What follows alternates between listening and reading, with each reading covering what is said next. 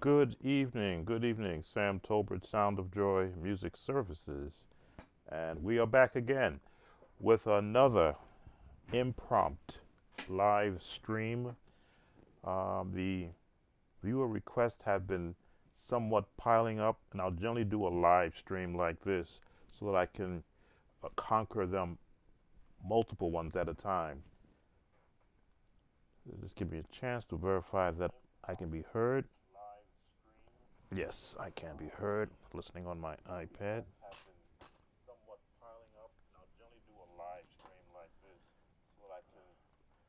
Okay, verified I can be heard. So I am Sam Tolbridge, Sound of Joy Music Services. I have been in support of the church musician in general ministry since 2006 here on YouTube.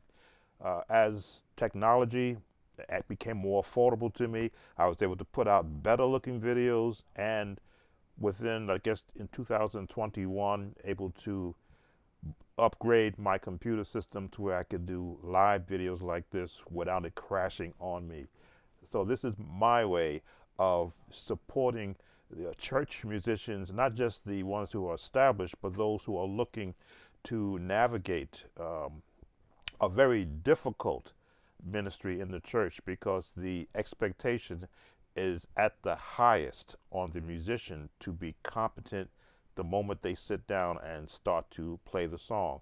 So I give those who do support this channel as subscribers and as viewers an opportunity to request particular songs that they are currently learning and would like some assistance with. And I do it for no charge. YouTube does give me the ability to monetize your viewership, so that helps to support me in purchasing equipment and software that I can use to continue to support the musician community. So without further ado, I believe we have 6 who are viewing. Let me just do some housework. Also, I have linked in my Facebook page, so that if you're viewing on Facebook, if you'd like to participate in the chat, which I do request that you ask your questions and your comments so I can know who you are, you can have to come to the YouTube page. So let me just put my welcome in the chat.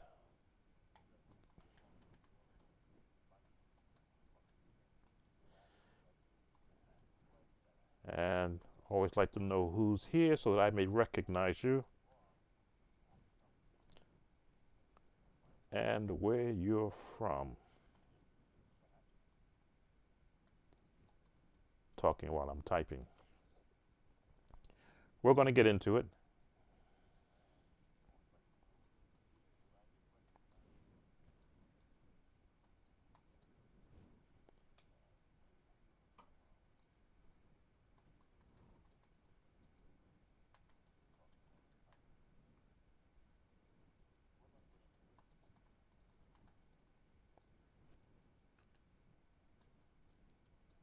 My typing is a little bit suspect, but it's there.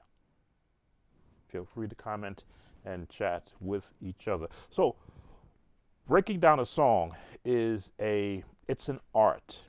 When you don't have that local instructor that you can go to and say, um, let's say if there was sheet music, or if there was hymnal music, that you can have them show you note for note what you're playing, give you a guide, somewhat of a legend that says, here's your melody, here are the chords, go play. I try to keep the breakdown to a level where, not knowing the actual skill set of the musician asking for the chord, I try to take it to where I was as a young musician when I had to learn a song, and the technique that I would use from being a member of a high school band, where I got a chance to listen to each other's part in music and my part also. So I can tear apart 3-part harmony if it's choir voicing, separate instruments. If they're playing, say, piano, keyboard, or an organ, I can hear them separately and understand where they're building their chords from. And then, of course, the lowest note of any song, the bass notes, and then bring it all together in a way that I can also use technology, as you will see, to show other musicians a quicker way of not just learning the song they requested, but any song that they want to learn in the future. So let's turn to our viewer request page. That's camera 2 there. This is the new format that I'm going to be using. I just got this chord page up, where before I had just numbers there for the number system. Now you see the number system in the jazz chord format, which I can easily change the size of this. This is what technology allows me to do. I can easily change the size of that, which I may do just to give us a way to lock in on where our chords are going to be.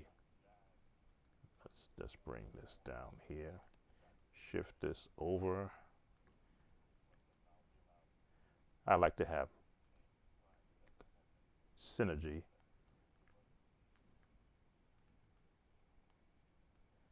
Once we know what chord we're going to be in, I can hover in on that. But this is the format that I am upgrading to. There we go.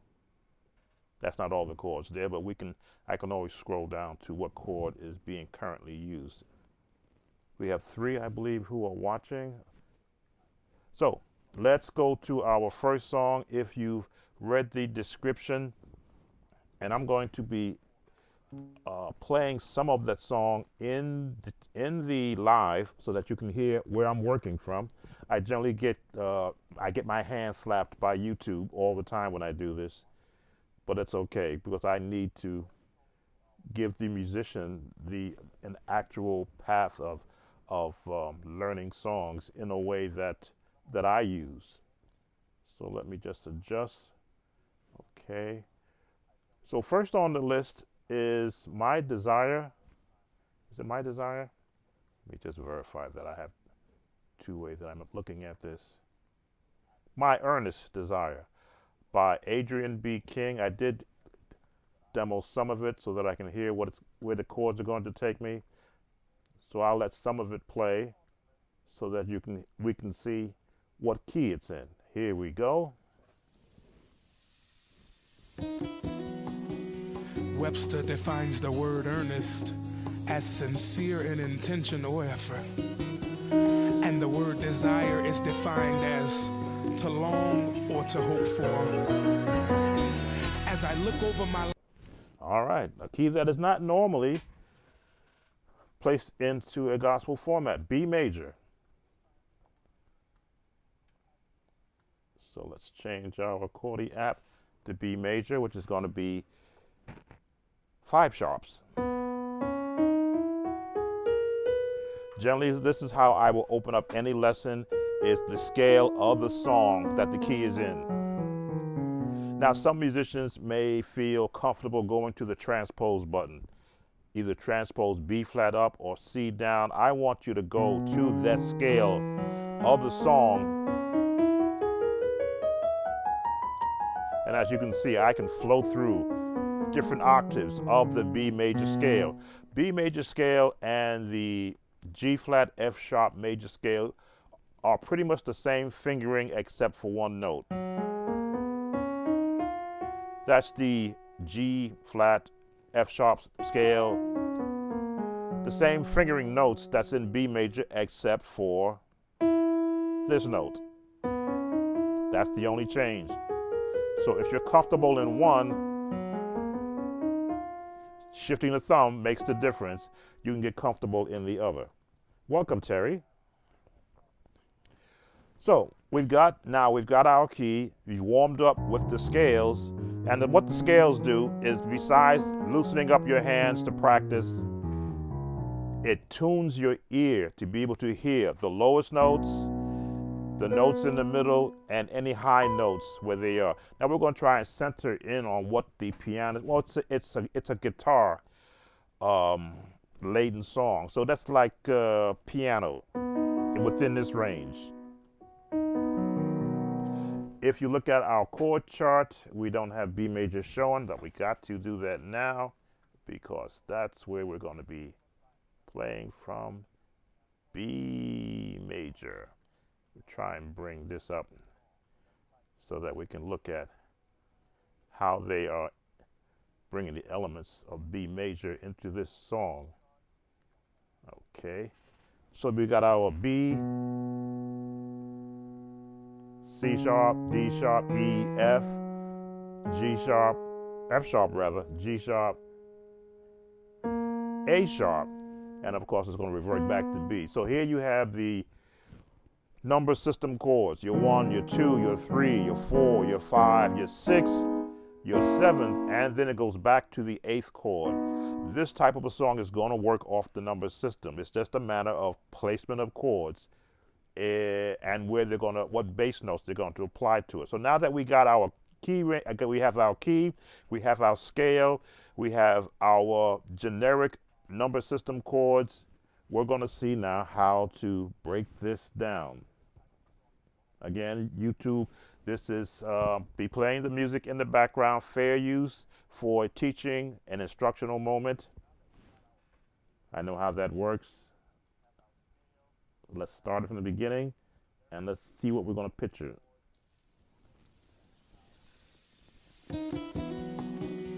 Webster defines the word earnest as sincere in intention or effort. And the word desire is defined as to long or All right. They shouldn't come out to be for that.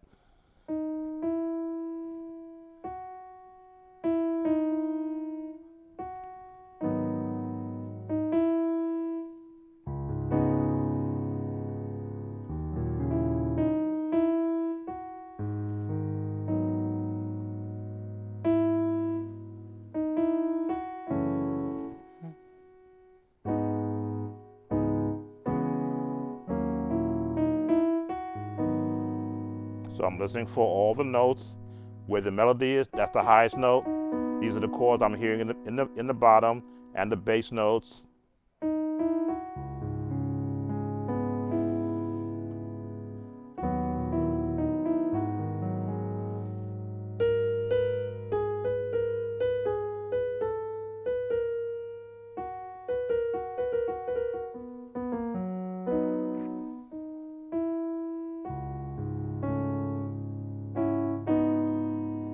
Now, the chords are what they call being clustered. Yes, they're using some of the chords from the number system, but in this type of song, they are bridging the chords.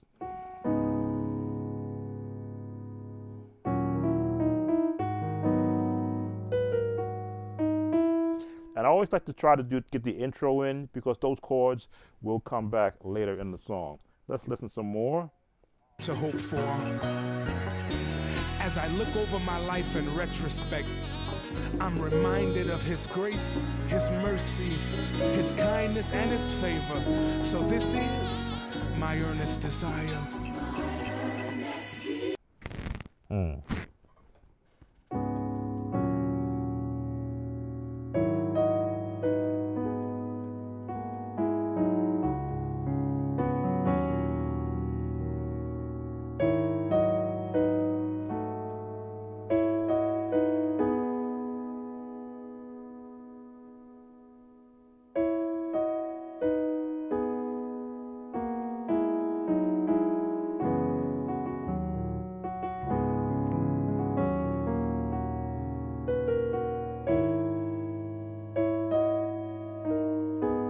Just going through some of the things I'm hearing. B major, they're staying within the format of the chords. So if you practice your number system chords like this, and you split them up, go to a different octave, not just the root, but I guess they call it drop 2.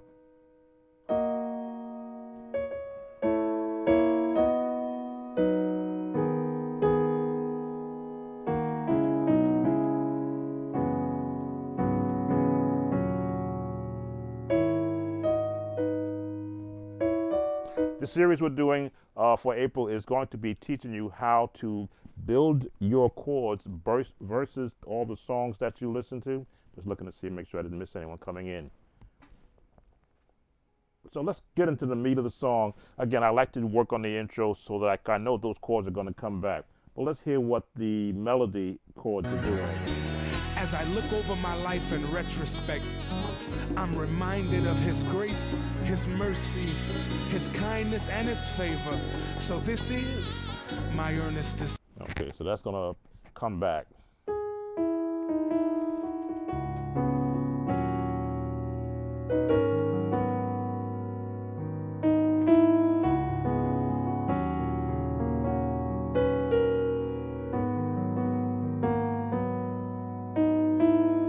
So for the viewer who requested this song, this is one run you're going to want to sink yourself into.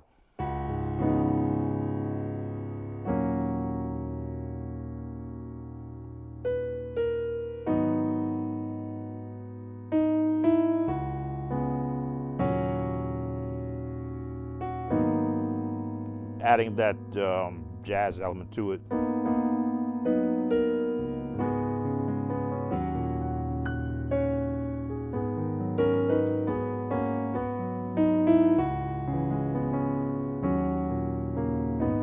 Again, in the scales. That's where those notes are coming from. Once you apply the chords, the one, the two chord, right? 1, 2, sorry. 1, 2, 3, 4, 5. 5 chord. Just an inversion of the 5 chord. And then back to the 1 chord with a 6 bass. This is what music does to you. It takes you in different places. It doesn't just stay to the actual, what's the word? The theory. They'll put a 5 bass or 6 bass, 1, 2, 3, 4, 5, 6, with a 1 chord because they want that tone.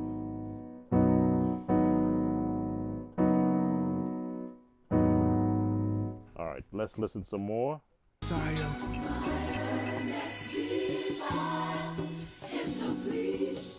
Yeah.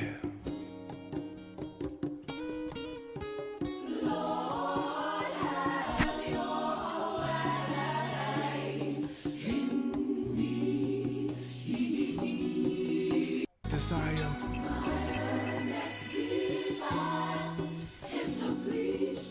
Yeah. Okay.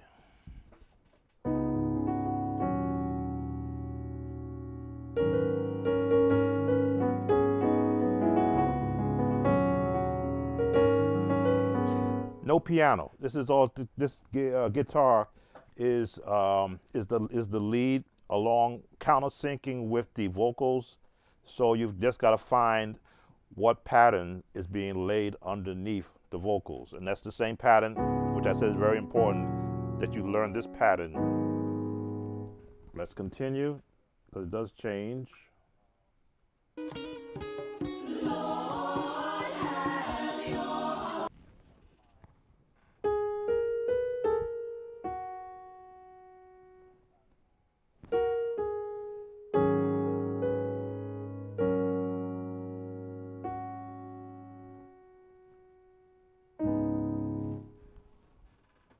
There's a natural note in that chord. Yeah.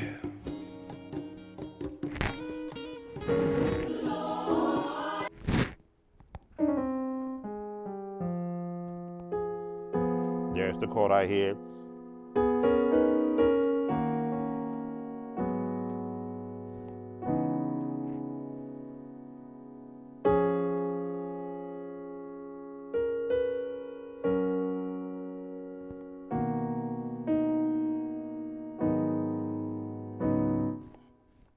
Five, 4, 3.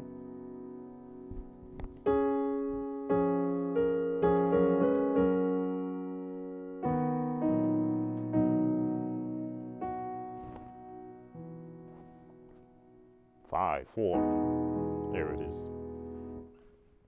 Yeah, this is one of those songs that generally when I got to spend this much time on it, it's got to be a recorded lesson so I don't spend too much time on a live. Let's listen through it some more. Favor. So this is my earnest desire.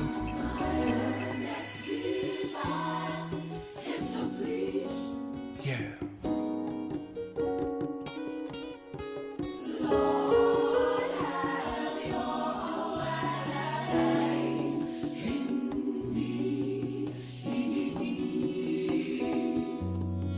This is the sentiment of my heart. Father, receive this offering of worship. My earnest desire is to please you.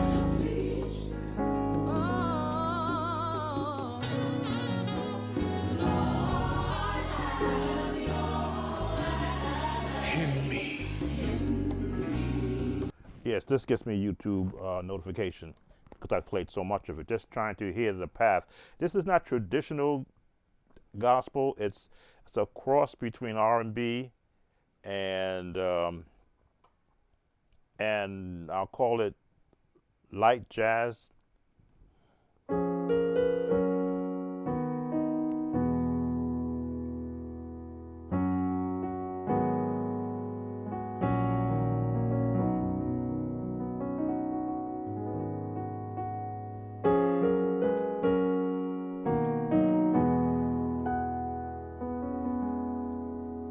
Let's see what else we can get out of here. Because again, I try to give enough so that the musician will actually go back to the video and work with the chord structure. Now, B major, yes, it's going to be a question if you're not used to playing in B major. That's why you practice scales. Hear our prayer. Fill me. Yeah.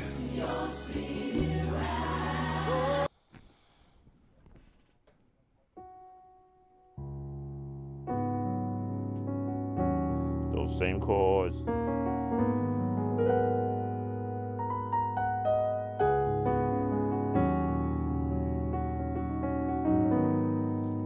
Everything's going to work off where your lowest note is. That forms the chord to support the singing of the vocals. And I hope you got some good vocals because they're singing. Not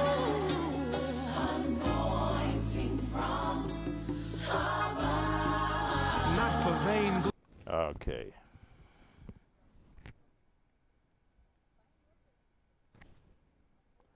I see the ads popping up, so I'm not sure. You may be getting ads also. That chord is out of the spectrum of the B major scale. Hear our prayer. Fill me. Yeah.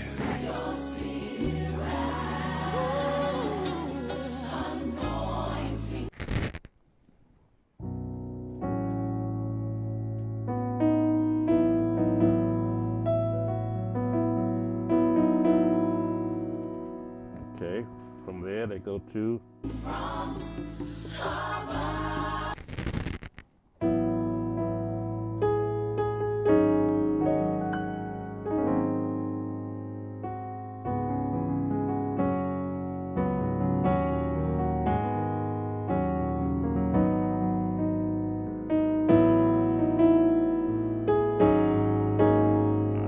the change I hear coming up, but it won't stay there.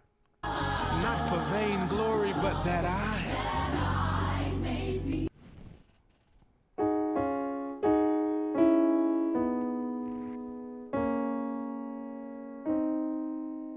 Classical.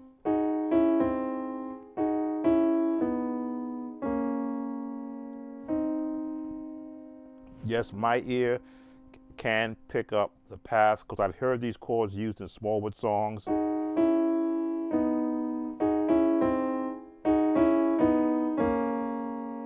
And they resolve because they're going to go back to right to the B major. Who joined us? Let's see.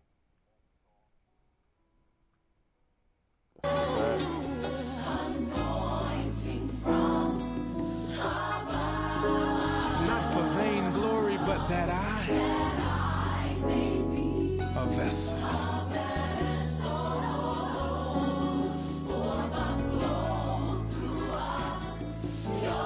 Now it was right around this point that I said these words, Lord, I'll do what you want.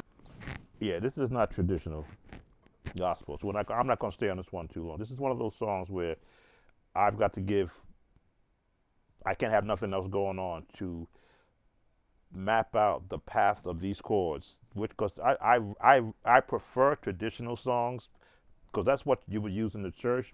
This I can see being used in a concert, which means this is like a one-on-one breakdown for this song, and in B major. So, and yes, I will deal with the YouTube notifications because I've played it so long because I wanted to hear how far they were going to take this song. Music is beautiful in any aspect, in any production of it, but when you get down to learning the song, if you weren't there when the composer was arranging it, and then when the producers got a hold of it and began to switch it up, then you got to really commit your ear to hearing every note. Not only am I listening to the fact that there's no piano, there's no organ, there's no synthesizer, there's no keyboard at all, but there is a guitar, which is a whole different sound to try and pick up notes from because they're strumming, going back and forth, and then the vocals on top of that. This is one of those songs that I will generally bounce from and take another one in its place until I got the time to basically put on headphones when I'm doing something and just listen to. So what I'm going to do, because I know I'm going to get the YouTube notification, I haven't seen it pop up yet, I'm sure it will. Let me just go a little further into the song and see what else are they doing. And I'll go to the next one on the list. Yes, me.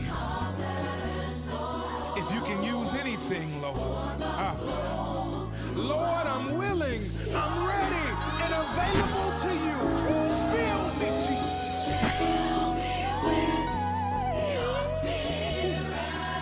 All right, so we're gonna put on the table this one because it's got a lot of movement to it in the key of B major. So let's look at the next song on the list. And I believe, let's see. And the person who did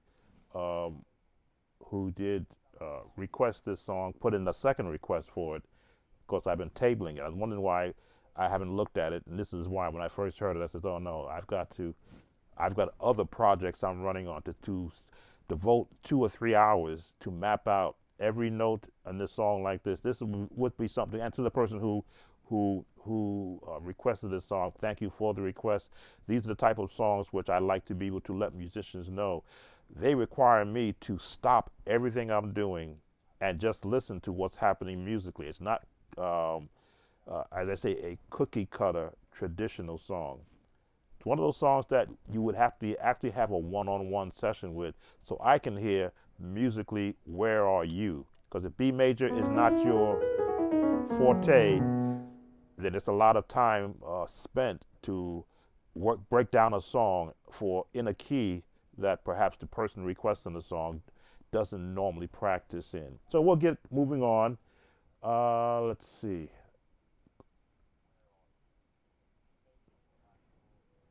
I believe it was He Lives by Beverly, Crawford, parenthesis Carton, Pearson. That sounds more traditional. What is the Carton Pearson song? So let's look at what this selection sounds like. Let's see.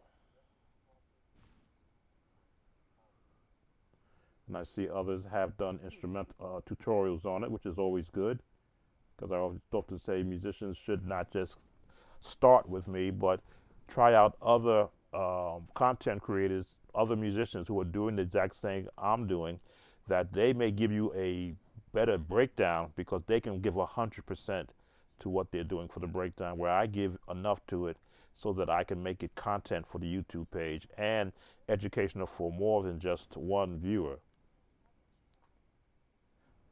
So let's listen to see where the key is. I'm looking at how many versions are there. There's a live version. Okay, we'll do the one performed by Carton Pearson because that's the name that was given. There may be I serve a risen Savior, he's in this world today. I know that he is living, whatever men may say. I see his hand of mercy. I immediately heard B flat. So it was easy for me to go and find that real quick. This is traditional gospel, up-tempo. And I think I kind of know elements of this song already. So it's going to be B flat. So we've got our B flat is right there. B flat major. And back down.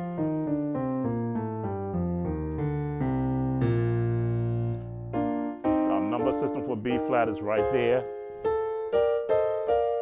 You see when I played the wrong note, I immediately heard it was wrong. Major, minor, minor, major, major, minor, diminished, and octave major. So this type of Pentecostal style song is like playing big band, like playing jazz. You're going to be working within the number system. The 1, the 5, 4, 1, the 6, the 2, the 5. It's just a matter of where they lay the chords out. So let's listen a little bit and see about giving a path for the viewer who requested this song. Ladies and gentlemen, let's welcome the one and only Beverly Crawford. Come on, put those hands together if you know he lives. I serve a risen Savior, he's in this world today. I know that he is living, whatever men may say. I see his hand of mercy, I hear his voice of cheer. You ask me how I know he lives.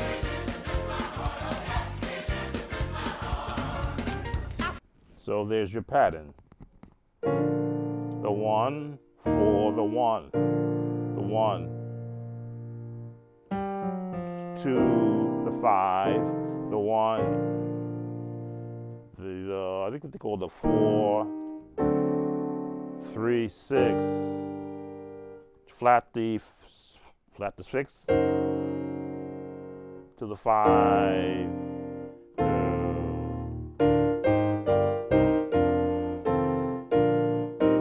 And it's all done pattern-wise. It's almost like an actual call and response song. You're letting the singer sing, and you're just laying down a bed of chords.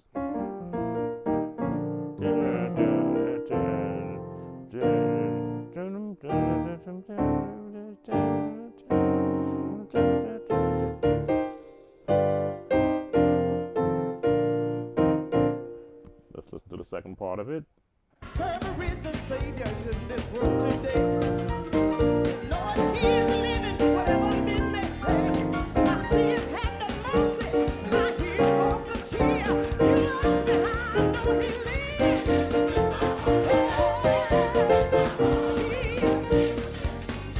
Christ Jesus, he walks with me and he talks with me along the narrow way.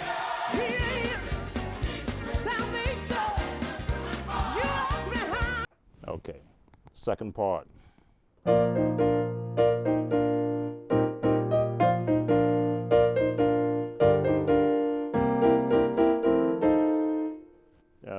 What came after that? I know he lives. I see his hand of mercy. I hear his voice of cheer. You ask me how I know he lives.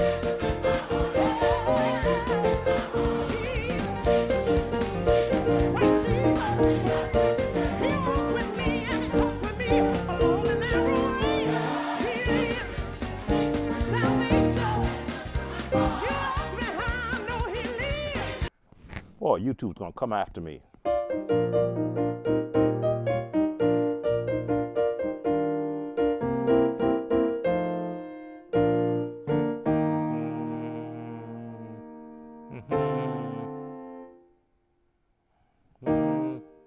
I'm gonna go this.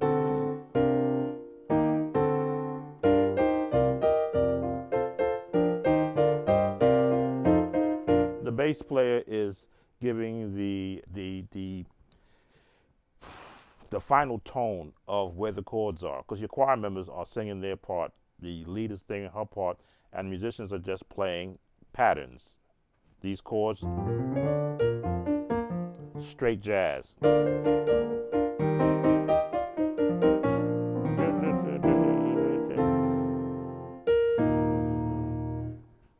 That change right there, I've got to be able to lock in on to support the musician. I hear voice of king.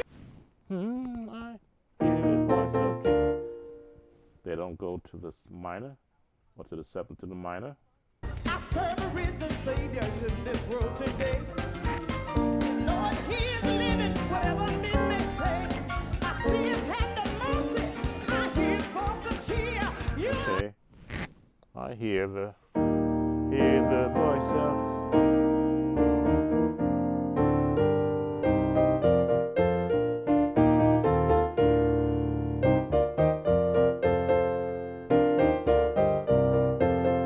So they're not doing what I would call traditional. They're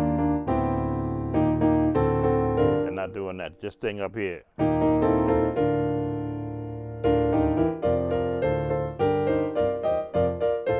Now, for the requester of this song, you have got to have excellent working knowledge of the jazz tones, not just 1, the 6, the 4, and the 5, but you got to have the movement of the 6s.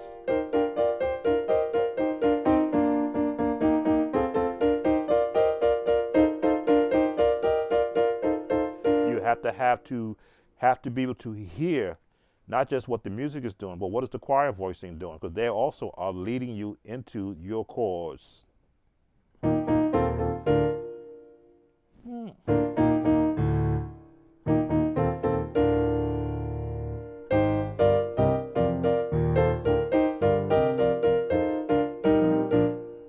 right, let's listen some more.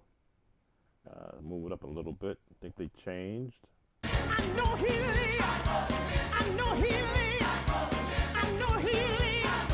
Put your hand together. All right, the gospel run.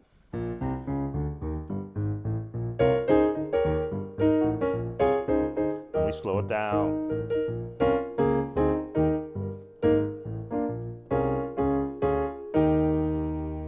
Where you're going to be doing the run, the minor, B flat minor, to the 4, which would be the E flat.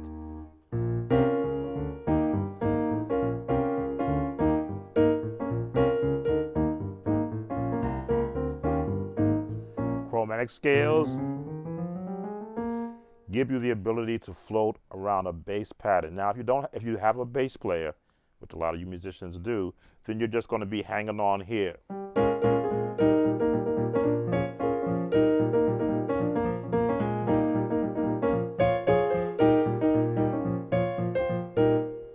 Let's show you why you'll be doing that if you have a bass player.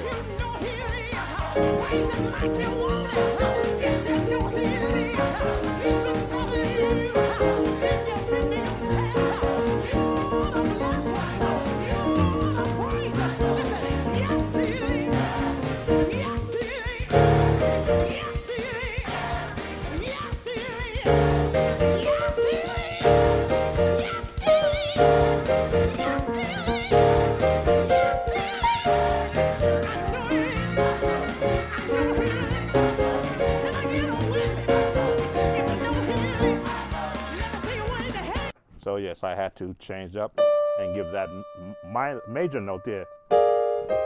Not, because it's so easy to go there, because that's what traditional gospel will give you both.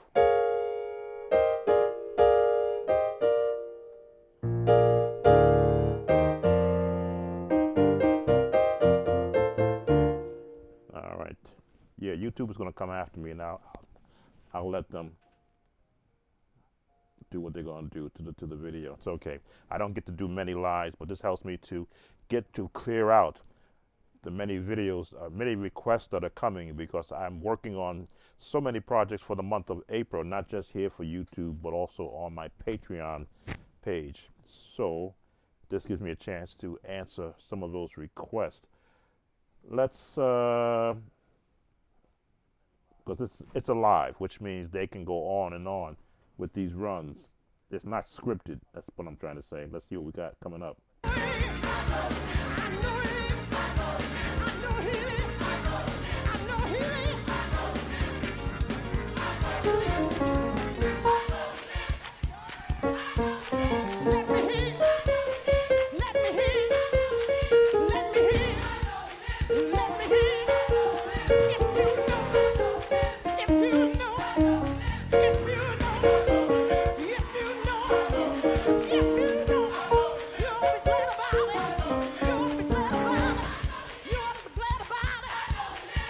All right, so there's no click track, so the drummer is now really revving the song up because there's no click track on this song. But this is, again, when you listen to what the choir voicing is doing,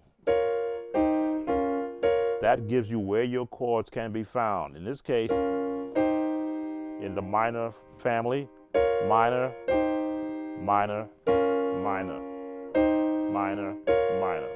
This is one of the things that we're going to be covering in the month of April, chord building, so that you can hear by practicing the minor family of chords.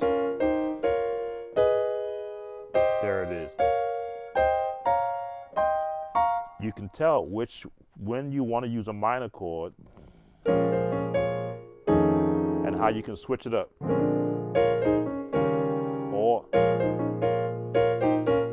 And getting the correct fingering down. That's the minor chord scale.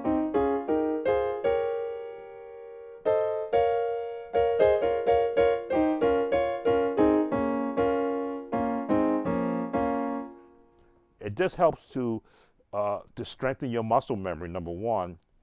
As I say, once I heard the song, I knew it was B flat, and I kind of figured out where they're going to go from a traditional standpoint.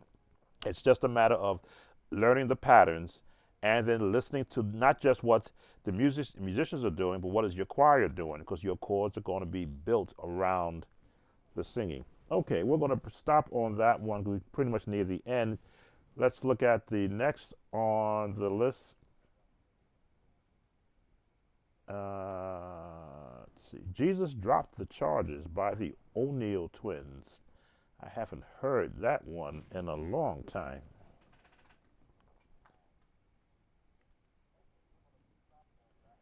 Quartet singing. Jesus Dropped the Charges, O'Neal's Twin. All right, let's pick the album version and not a live version. I chose Wix for my business because of its massive. We've got an ad playing. Haven't played that song. I don't remember what key it might be in. Wait till the ad passes by. All right, we got it. Let's see what we got.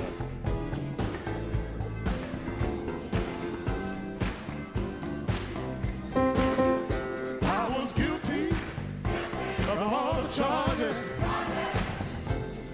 doom and disgrace, but Jesus, with a special love, saved me by His grace. He pleaded. All right, key of C.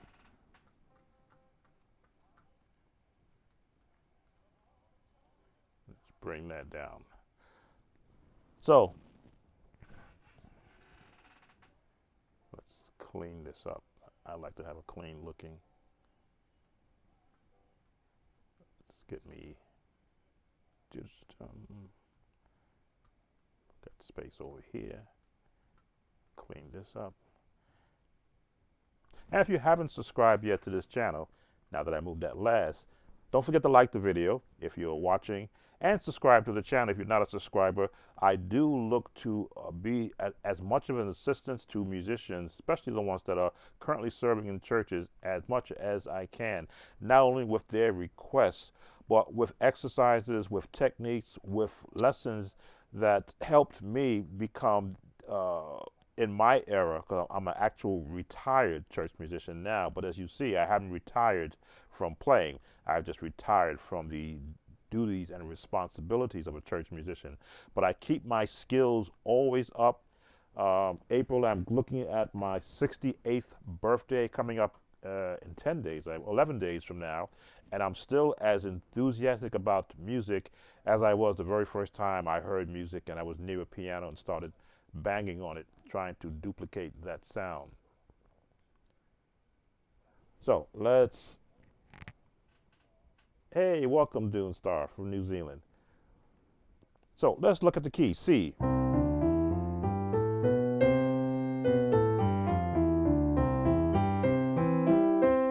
All the notes that they use in these type of songs are going to be the major. They're going to throw a seventh in there, and another seventh, and another major, another seven, the minus the six. I'm thinking, is there going to be a minus six in there? Well, listen. Again, I'm going to absorb the YouTube wrist slaps on this live. Let's go back to when the music started. Grace, but Jesus, with a special love, saved me by His grace. He pleaded, and He pleaded, He pleaded my case. I'm so glad that Jesus got the charges. Jesus, now saved through grace and faith. I was guilty. All right, so this is, I said quartet. It's quartet, but it's quartet with a choir.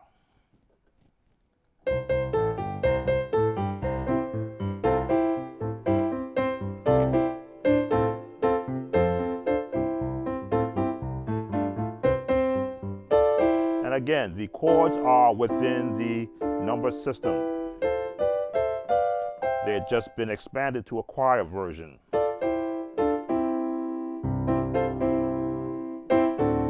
There's our 2, which now has been switched to a major. That's the minor of the 2. This is the major of the 2, which is sharpening the 3rd note and adding a 7th note so they can resolve it to the 5. Now, it could be just a straight 5, or you could add that 7th on there, which gives it that gospel flavor.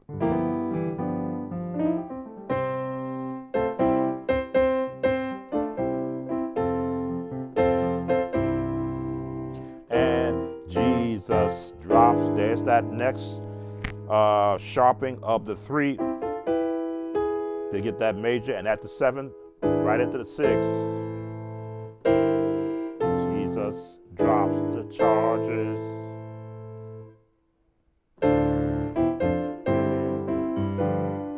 Right back into the format of the number system. Let's listen some more.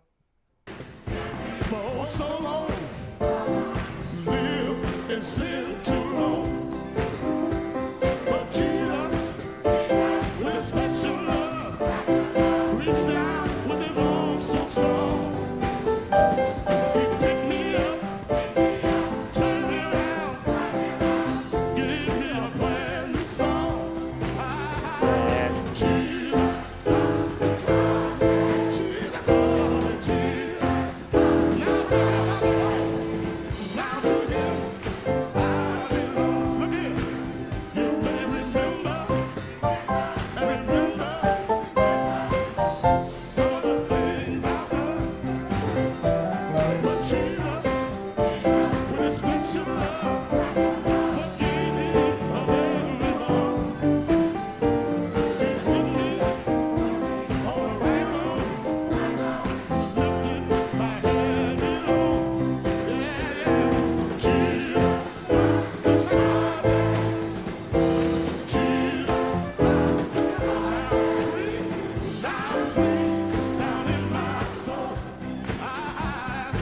All right, so to come out of that, Jesus Jesus dropped the charges.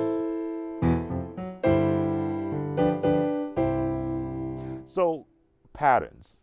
What you're listening for and what I always listen to, what is the pattern of the song? Major, the 1, the 4, back to the 1, pattern, back to the 1, to the 1, to the 2 with a major, add a 7th on for color, to the 5 with a for color, which is the G, and then what the choir is doing. The 4, back to the 1. Now I'll give this C7 to lead me to the 4, the F. Jesus dropped the charges. Back to that C7. This like leads you to but up to the 4. Jesus dropped the charges from right here. The bass comes up and resolve to the C major, the 5. Patterns. And once you learn the pattern, as you saw me sometimes throwing in the, because I knew where the pattern is, I knew where the pattern is going to go.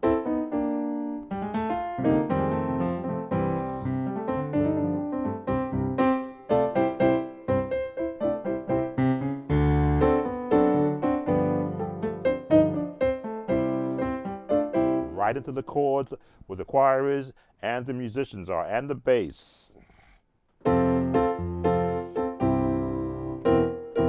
Jesus dropped the charges, chains, Jesus dropped the charges, bump.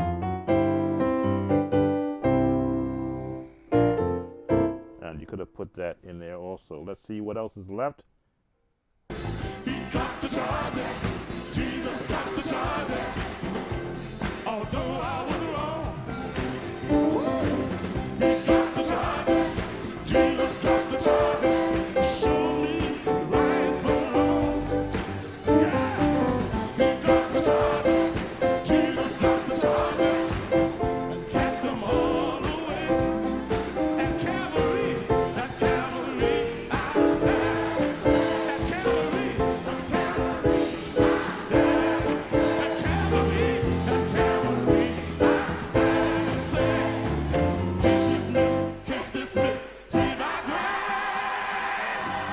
Wow, I haven't heard this song in years. Jesus dropped the charges. He dropped.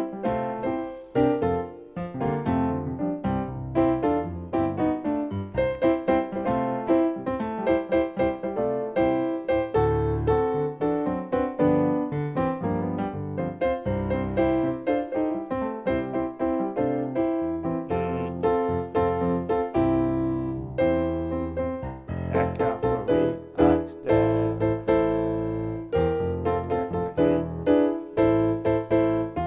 Case dismissed, see? And that's where we are right now.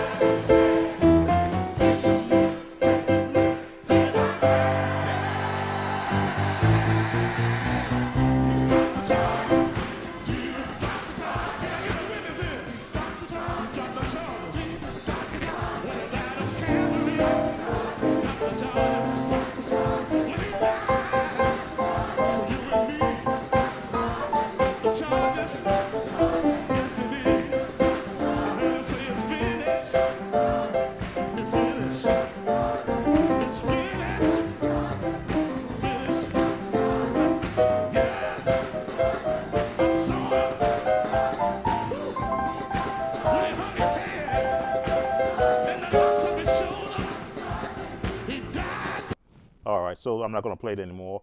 I'm already in trouble, but that's okay. As you can see, once you get into a song of this magnitude, you just begin to be able to play your chords around it.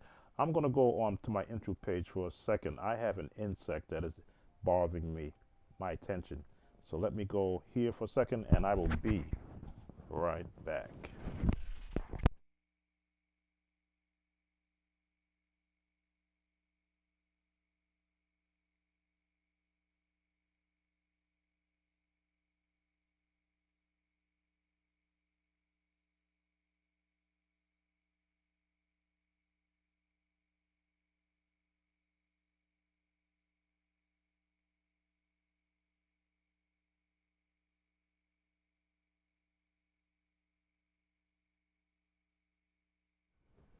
Sorry about that.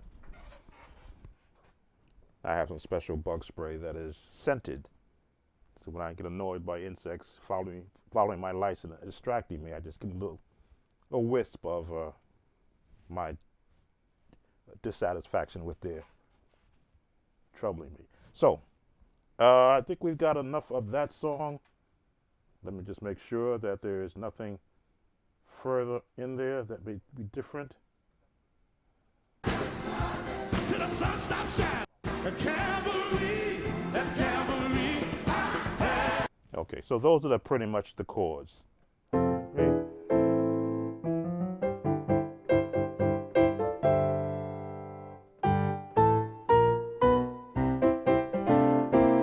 And put that seventh in there to sort of round out that chord. We have 8 that are watching so far. Thank you for spending some time. If you haven't yet, put a like on this video since I'm going to get demonetized from YouTube anyway.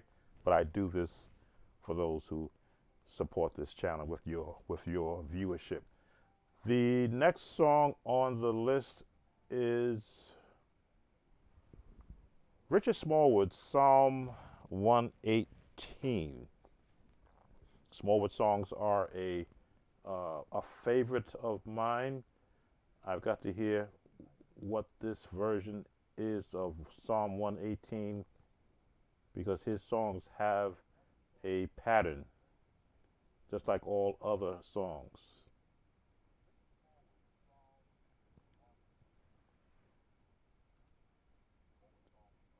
Which means you're going to hear a lot of minors,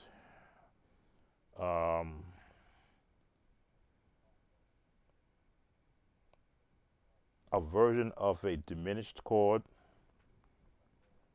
because he is a classically trained musician, so he wrote his songs to fit that narrative. Let's look at, I want to see which version do I want to pick. There's so many versions here. They all should be the same. Make sure I don't have that. This is Carvana. Okay, there's the ad. Let the ad play. Usually his songs can center around F, which gives you that minor here. Well, let's listen to it before I select the key.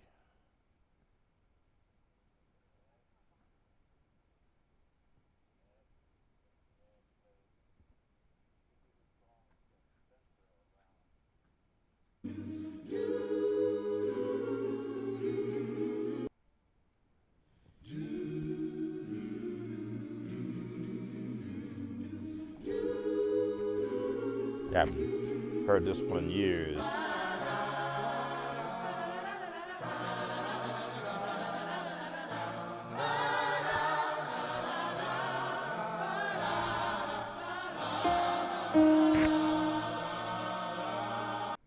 All right. E flat minor. That opening, again, some of these songs would require me to really sit down and listen to what they're doing musically there.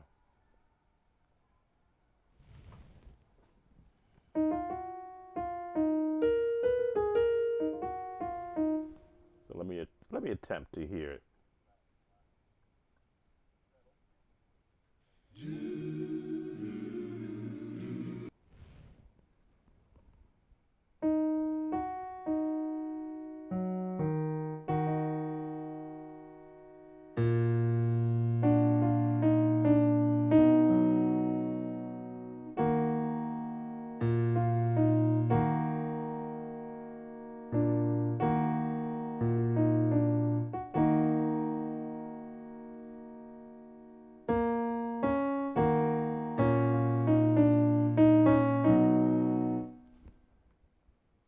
voices I'm trying to lock into.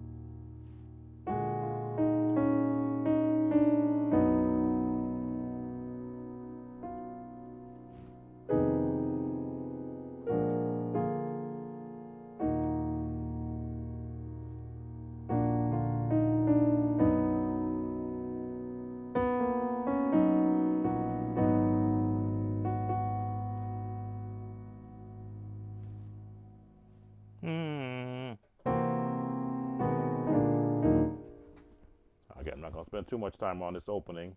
We're just going to get into the song.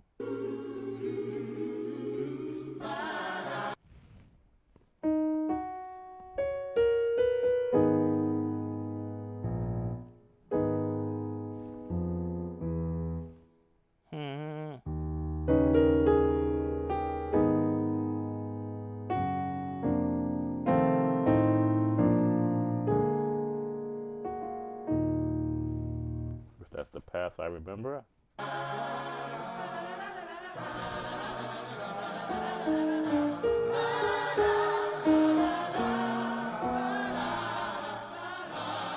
Yeah.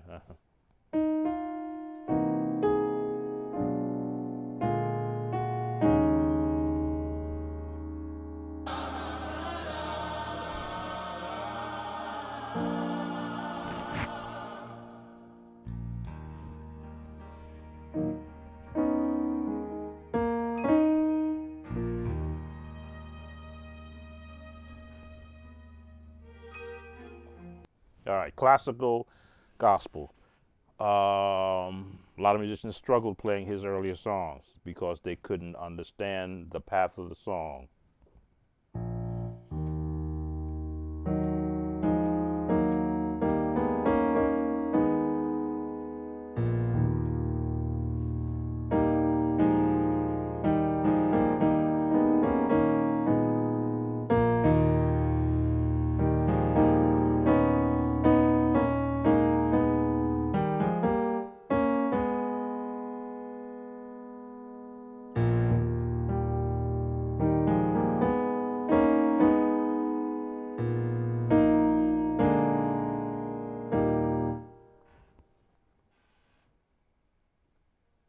Welcome, Robin Curry, at work.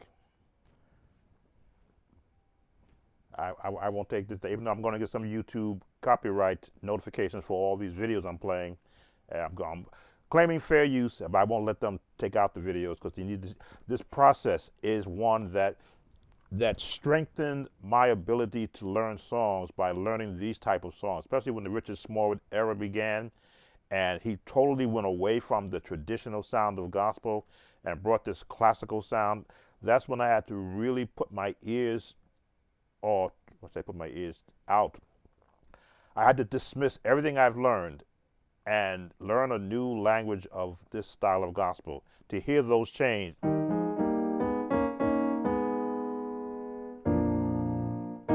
If you've learned total praise, you will hear a lot of this total praise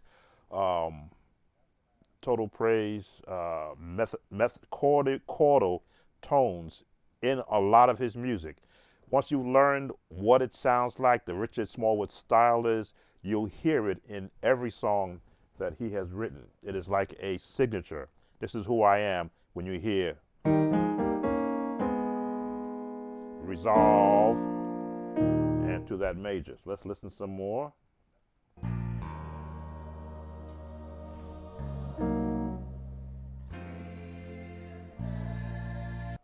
Okay.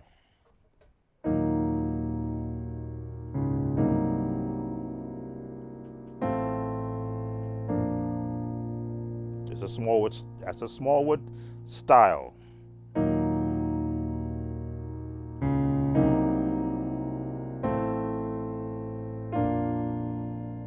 I'm not sure if that if that A flat is there or not. Let me listen again.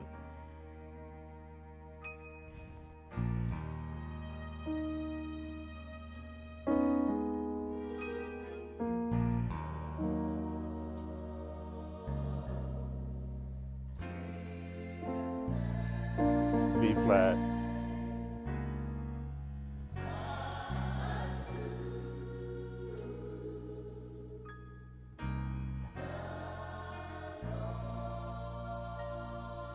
All right.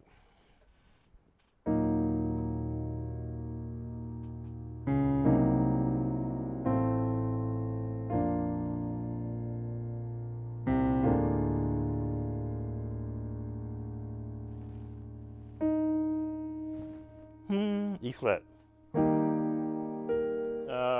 It went to E flat there, but he changed the note.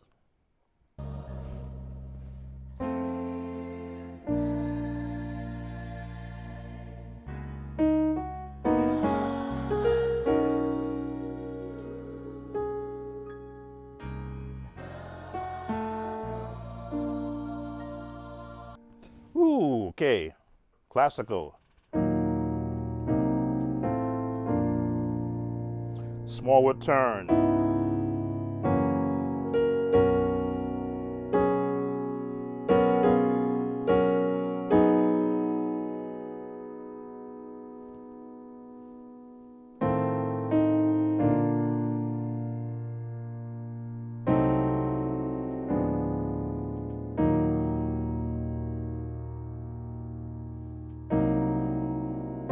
Give thanks.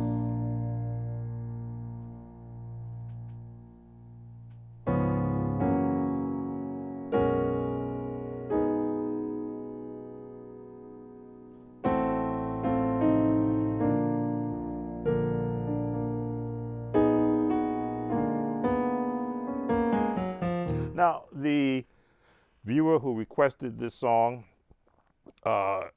this is when I speak from a different realm of one who's breaking down a song for a viewer.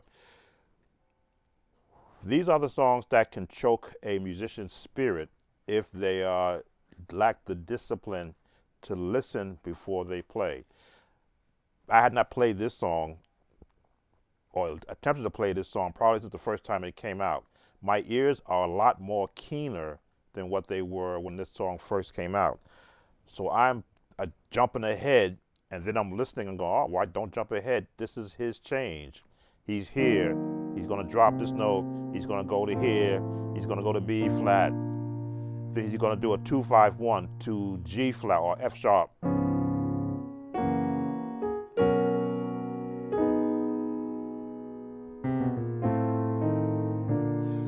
If you're not tuned to this type of music, a breakdown like this, I would do live one-on-one, either a Zoom or a Skype session, and then I would have to write out all these chord changes because your ears may not be attuned to the Smallwood style. It's like learning a new language music-wise. I want to see what did I have up for E flat. Okay, we have E flat there. He started in E flat, but he's also playing in F sharp or G flat, depending upon how you want to look at it. He's also playing in G flat.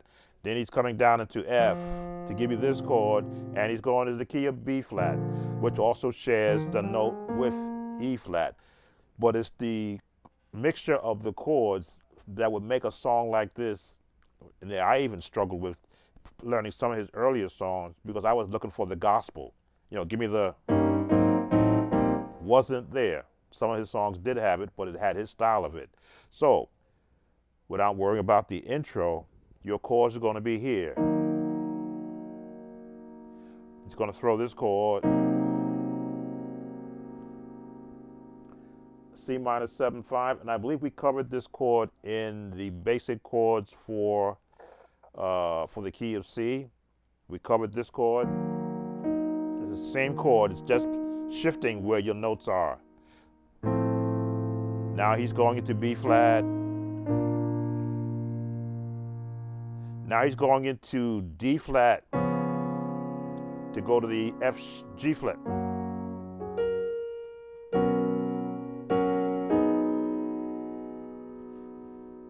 Now from this C major 6, C flat major 6, we're just basically saying this is C flat.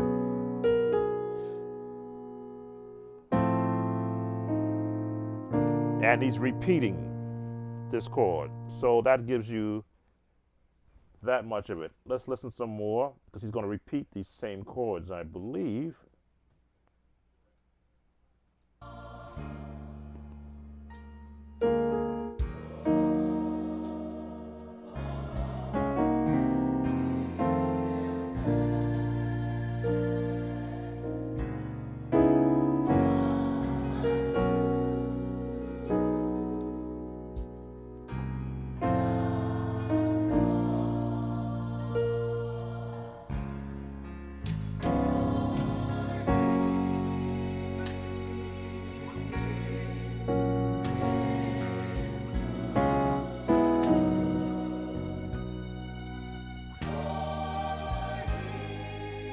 All right.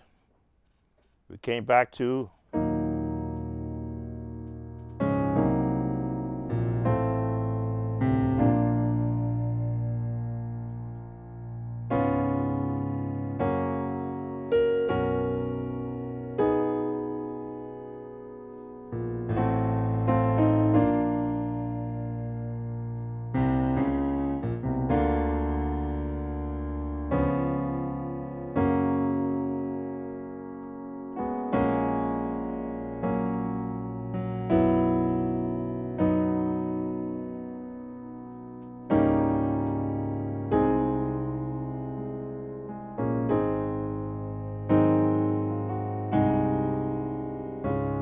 these are Smallwood changes.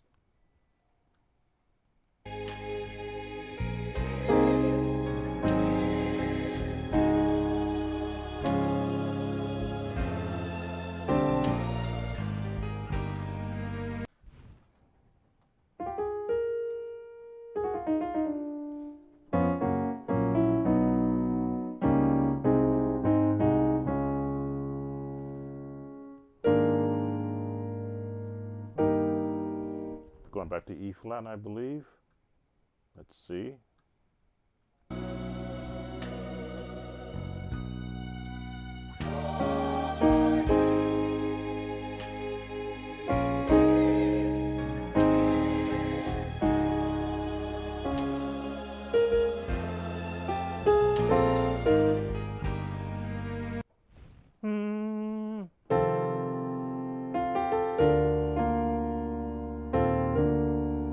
So,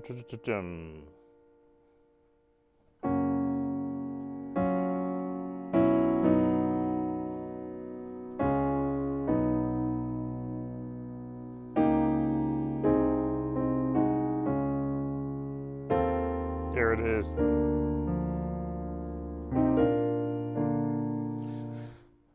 Patterns.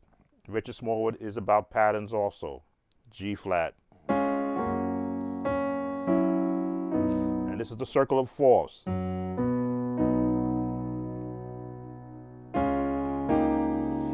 But he doesn't follow the rules. This is the rule of the circle of fourths. He's going differently. But he's back in the circle of fourths again.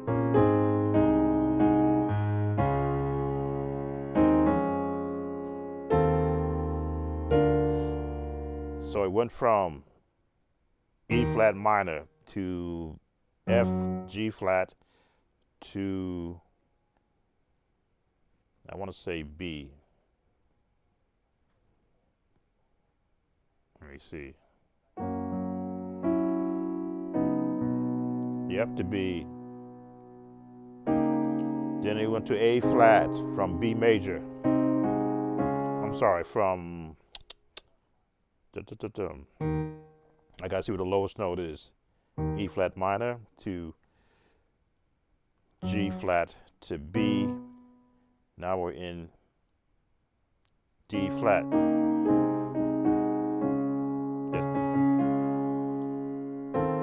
Now we're going to F, no, to B flat.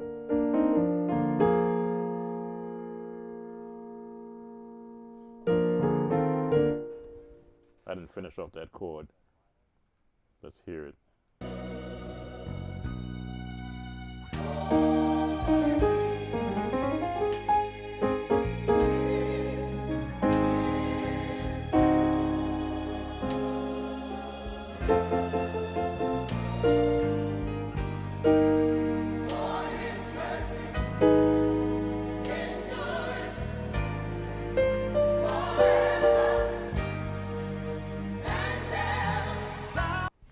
Yeah, this is one of those songs which should be a one-on-one lesson.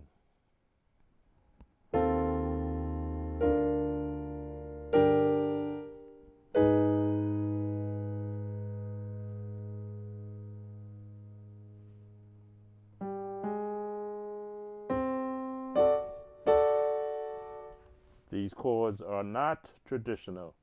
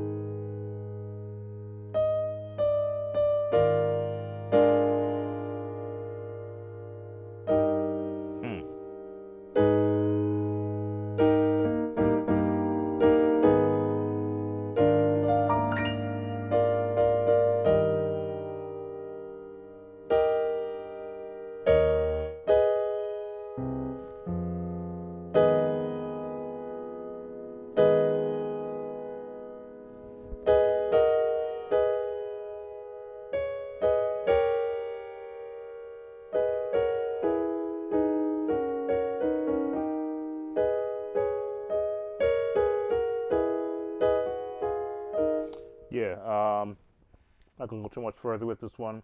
This is a time taker because there is nothing traditional about these chords from an instructional standpoint. This is why I have Skype lessons and working on YouTube where I can take on, not YouTube, but Zoom, where I can take on multiple students for the more group learning. These type of chords are non-traditional, but they served a purpose in being included in the styles of gospel music that came out in the middle 80s to the late 90s when the Richard Smallwood era began. Total Praise is from the family of these chords.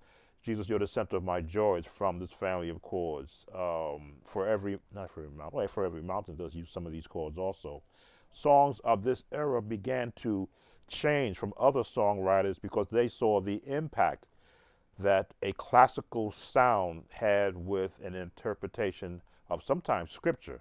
In fact, Psalms 118 basically took the scripture and put it to a classical piece. And I'm not a classical musician, nor am I a jazz musician. I'm a church musician, which means I have to be comfortable with anything I'm asked to learn. If I had to learn this song back in this day, I'd been a month working on it just to figure out the path. Here later in life, I can, and have learning so many of Richard Smallwood's songs, I can go back to this age of this music that I passed up because no choir could be able to sing it with the singers he had, just to hear the artistry of a classical pianist writing gospel music. These chords are not earthly. I'll put it like that. They are not earthly.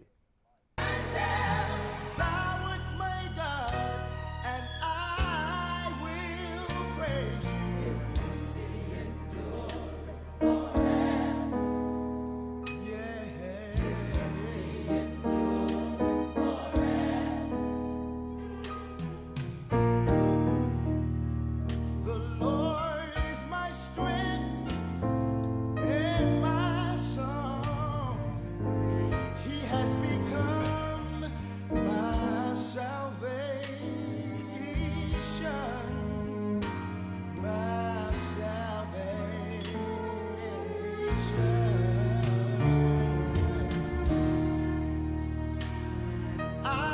praise you, oh Lord. You have become my salvation,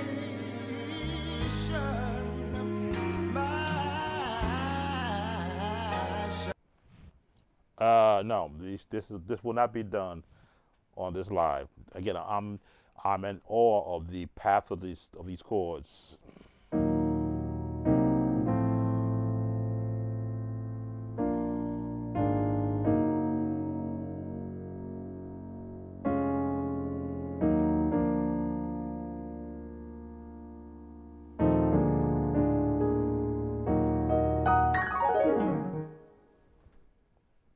I wish you had picked another Richard Smallwood song. I won't be able to do this one. I don't like to give out the names of those who are requesting the songs. They're already in the comment section. But if you do have comment on this video, I've given a lot of the chords that are in it. As I say, I'm not going to, I will bite the bullet from the YouTube notifications. Normally on a stream like this, I'll get several of them. And I know what can't happen. I won't get strucken down, but they will know the fact that I'm using songs from them. And I always try to put out there for those if they do listen, this is for teaching purposes, educational, giving musicians a leg up on the songs that they are requiring or requesting to learn to further their knowledge in the sound of gospel music. So I will table this one. I will try to get a contact with the writer, have them contact me to see how far they want me to go with this. It may be a one-on-one session, because this song this is one I would actually write out. I don't know if I think you have seen in one of my later past videos where I wrote out an entire song, note by note and lyric by lyric and chord by chord, because there were so many, and that's time consuming. So let's go to our last song in our One Lord, One Faith by Kalonte, Gavin. Never heard of this song before, but let's go pull it up and let's see how traditional or untraditional this song might be.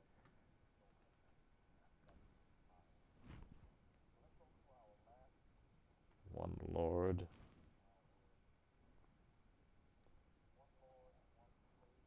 One Baptism by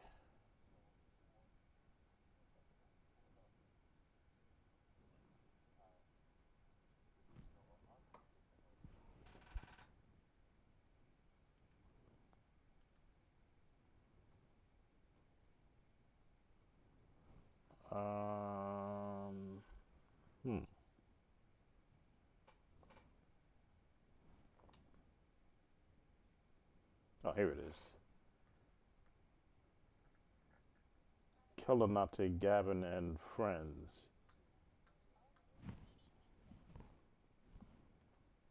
New song, this gonna be fun. I told you, this is Diary of a Country Boy. This is real. Hey, y'all rock. Let's rock. Let's rock. Everybody rock like we at the family cookout.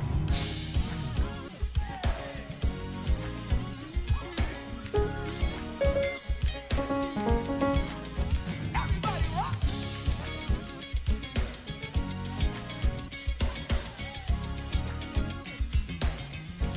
Come on, y'all, say it. One Lord, yeah. One faith.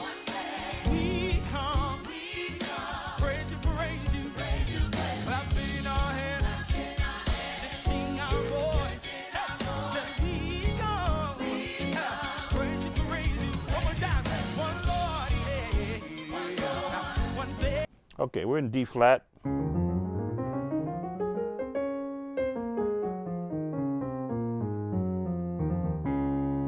Kind of a contemporary.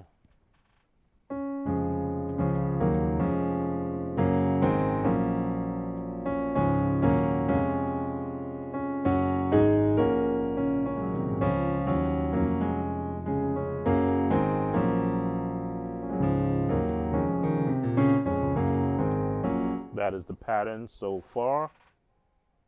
Say we come. Praise you.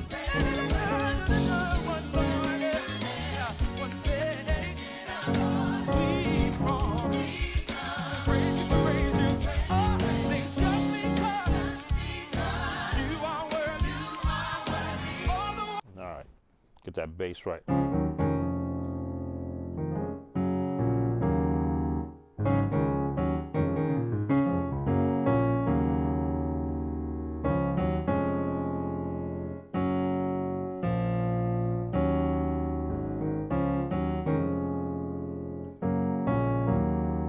All right, now they've changed to a different pattern.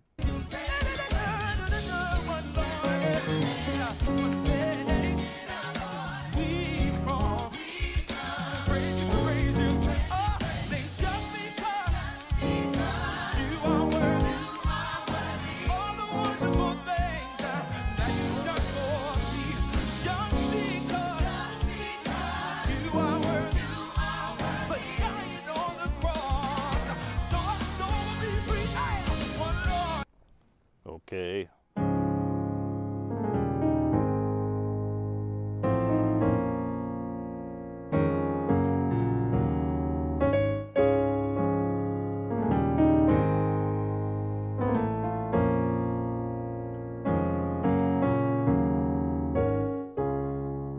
To the 2, to the 5, to the 3, to the 3, 5, 5, to the 5 plus, which is a F or 3 major, 6,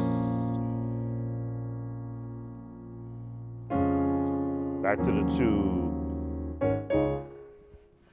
How does they come out of that?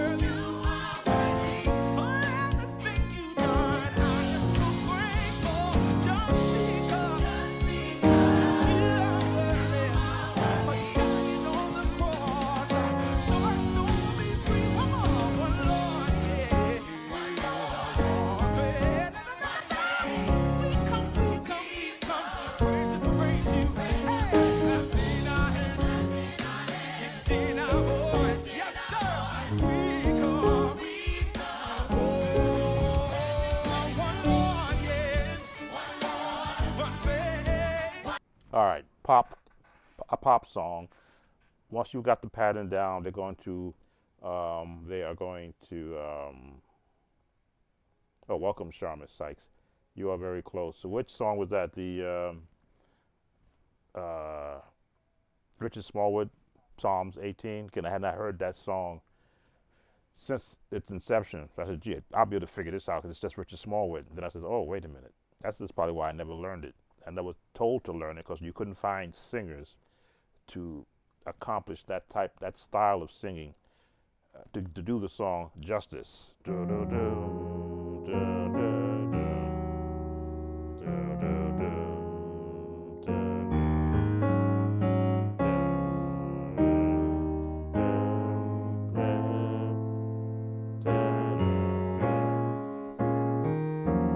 There's a bass pattern that they used on that change there.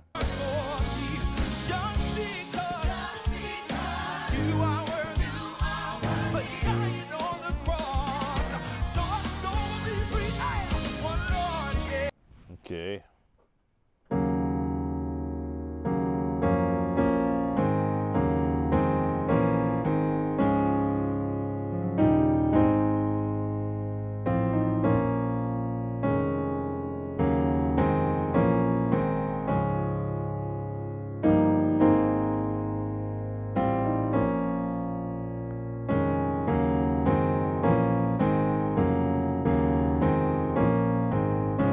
Maybe that's the change. Let's listen to it again.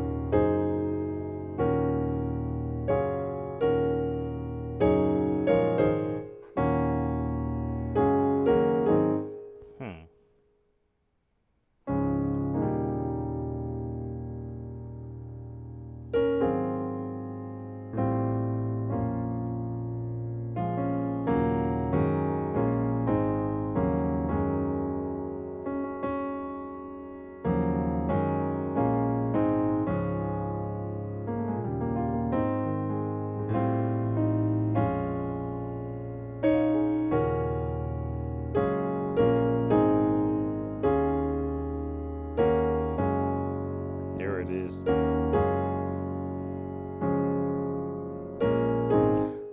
This type of song has elements of the contemporary and the CCM chording in it.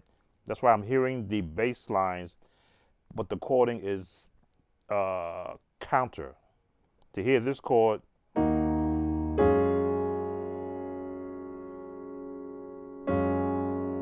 and here,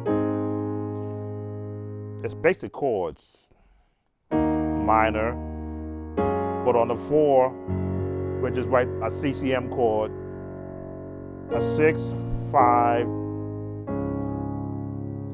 2, 5, 3 major, 6,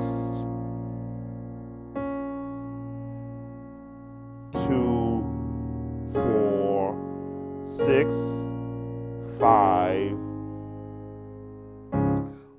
but it's in a pattern and it's within a rhythm, and there's other music going on behind it. So you got to hear the notes in between the notes. Oh, Richard Smallwood. Yeah, I wish I had previewed that song before I went live with it, that I would have noticed. I would have known just to get in touch with the requester and say, that's a song that we need to do one-on-one, where you basically going to be charged for me to write out every chord change in that song, because it's not fair to do it over an internet and just give you the chords and not give you an understanding as to why these chords are pitched the way they are. Because the keys all, which Richard Smallwood loves to do, go into different keys and give you the 2-5-1 in multiple keys all throughout the song. That's what I was hearing, his 2-5-1. 2, 5, 1, 2, 5, 1. Then he went to the 2, 5, 1 again. This is his version of 2-5-1 in the classical term. But let's get back to the song we're doing. I said I wasn't going to do any more with the Psalms 118. One Lord, one faith. Let's see what else has been added to this song.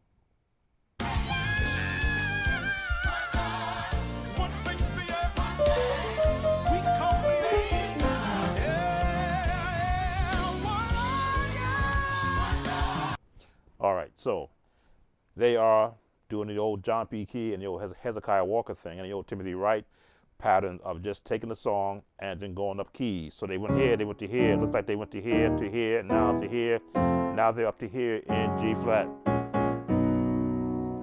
G flat, I believe, is where they are now.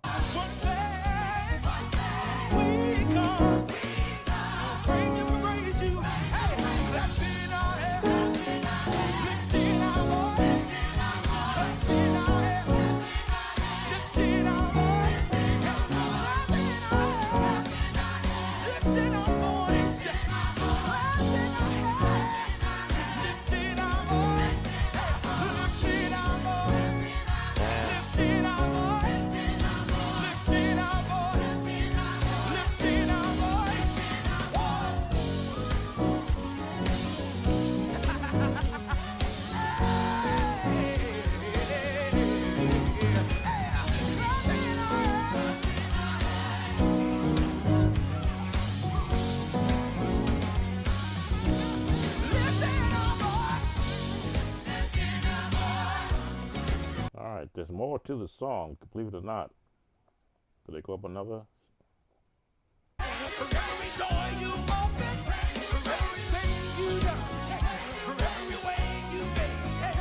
Okay, they stay in the same pattern of the G flat.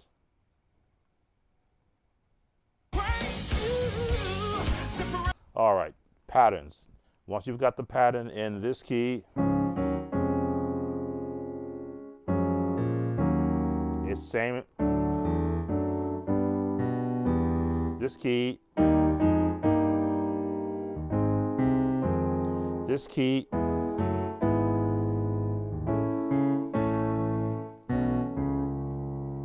2. There it is. This key, the 2, and now the here. Once you get on that 2 bass, but with a, is that a 4? 4 chord.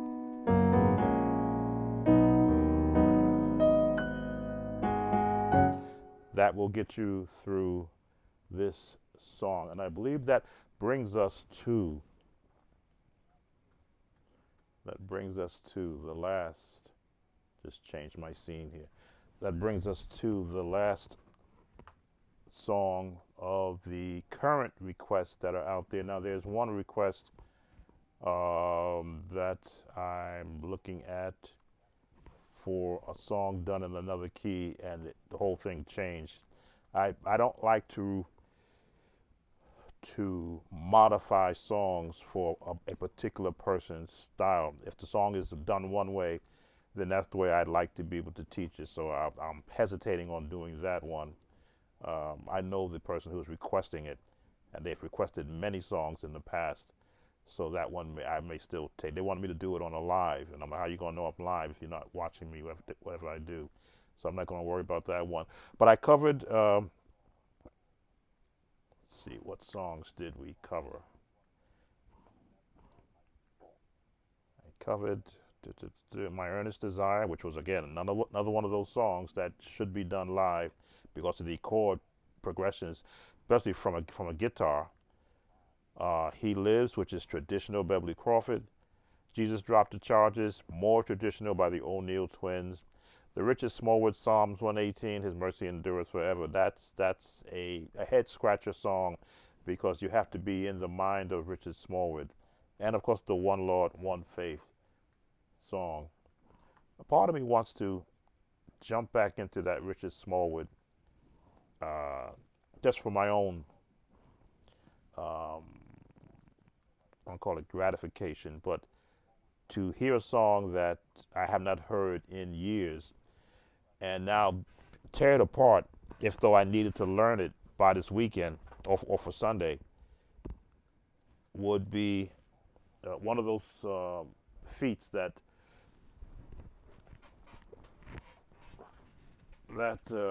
I used to hate to have to do when I would get the song a week before they wanted me teaching to the choir.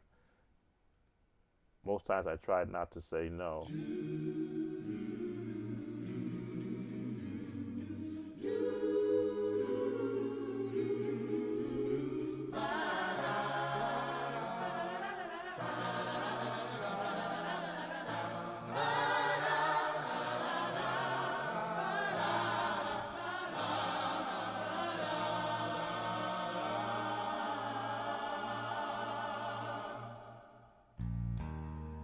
That is unfair. I'm not even gonna try and break that down. I just want to hear some of the chords.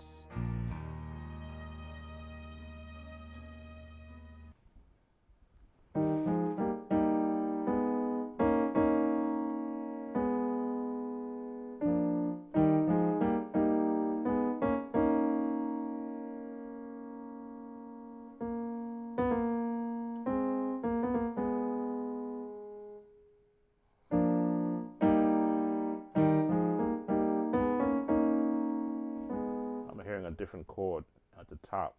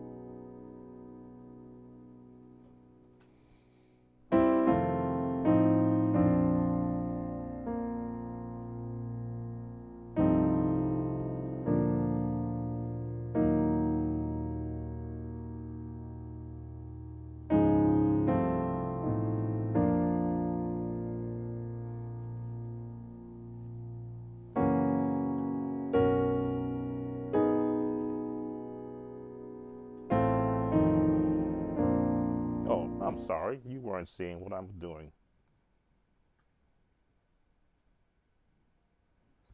I'm just trying to um, add to what I covered the first time.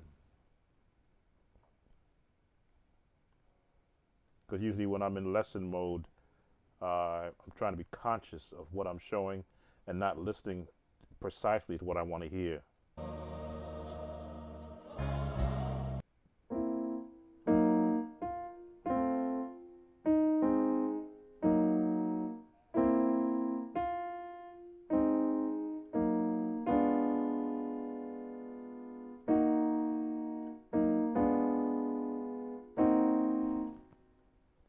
Let me throw that chord in there.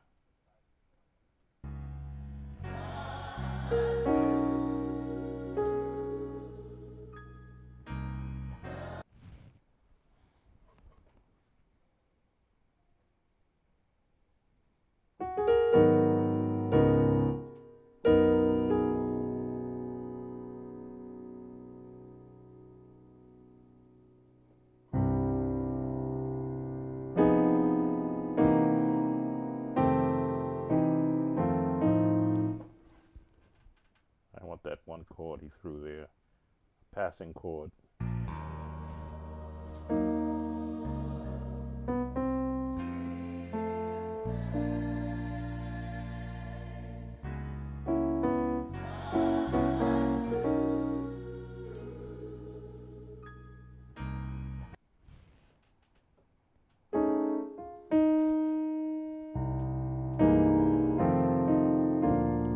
There it is.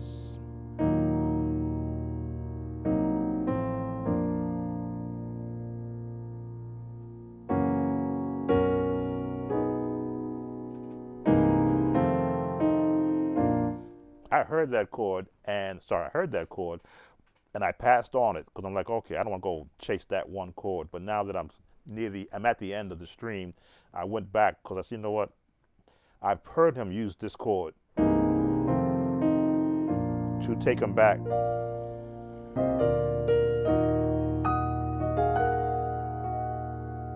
There's another chord.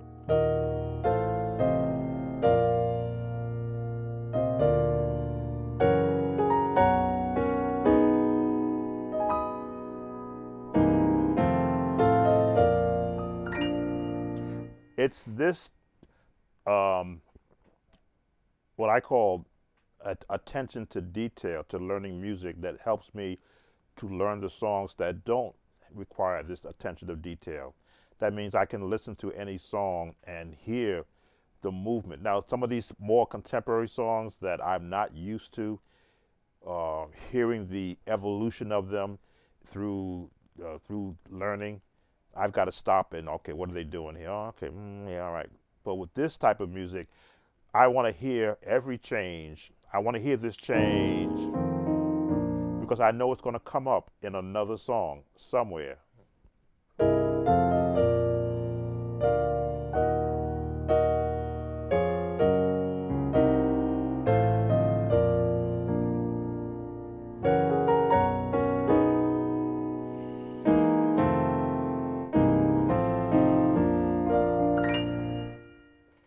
Anyway, thanks for watching. This will stay up. I believe one of our viewers was going to work, and I don't want to interfere with anyone when they're being employed. These songs for viewers are a joy for me to do. The ones that really will take me into what they call a fortress of solitude musically, where I have to sit and almost start to write out note by note the path of a song. To do it in an 8-minute video, which is what I try to make most of my viewer request songs, summarize it down to 8 minutes so that you can go back to the video on your own and have a guide path to learning. Some of these songs you won't be able to get a guide path to because they are intricate in nature. I often say either written by musicians or by producers who brought into musicians, and they put their own style to it. Those are the ones where I have the most issue with trying to create a quick video on a summary 8 to 10 minutes is generally what I try to keep viewer request songs to. And if I've got to stop everything that I'm doing here musically to break down one song, that takes me away from the multiple projects. I'm still, if you've been keeping up with me, I'm a Studio One user now, so I'm working on creating files in the Studio One format. I have Cakewalk BandLab, which is my MIDI file creation.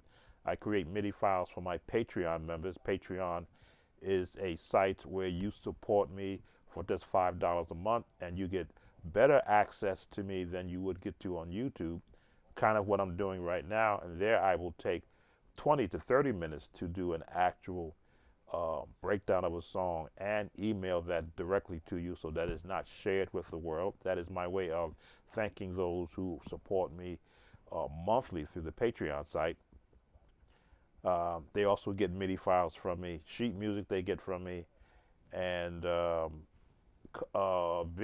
audio files from my past CD productions. That's what they get for being a member of the Patreon site, because that means that they are patronizing my services that I do here on YouTube. And that support is greatly appreciated because I'm investing in myself with equipment, with software, with different sound modules to, again, give a good content creation here on the YouTube platform. And I thank those that have come in. We have 5 watching now. I don't know how many were here during the entire stream.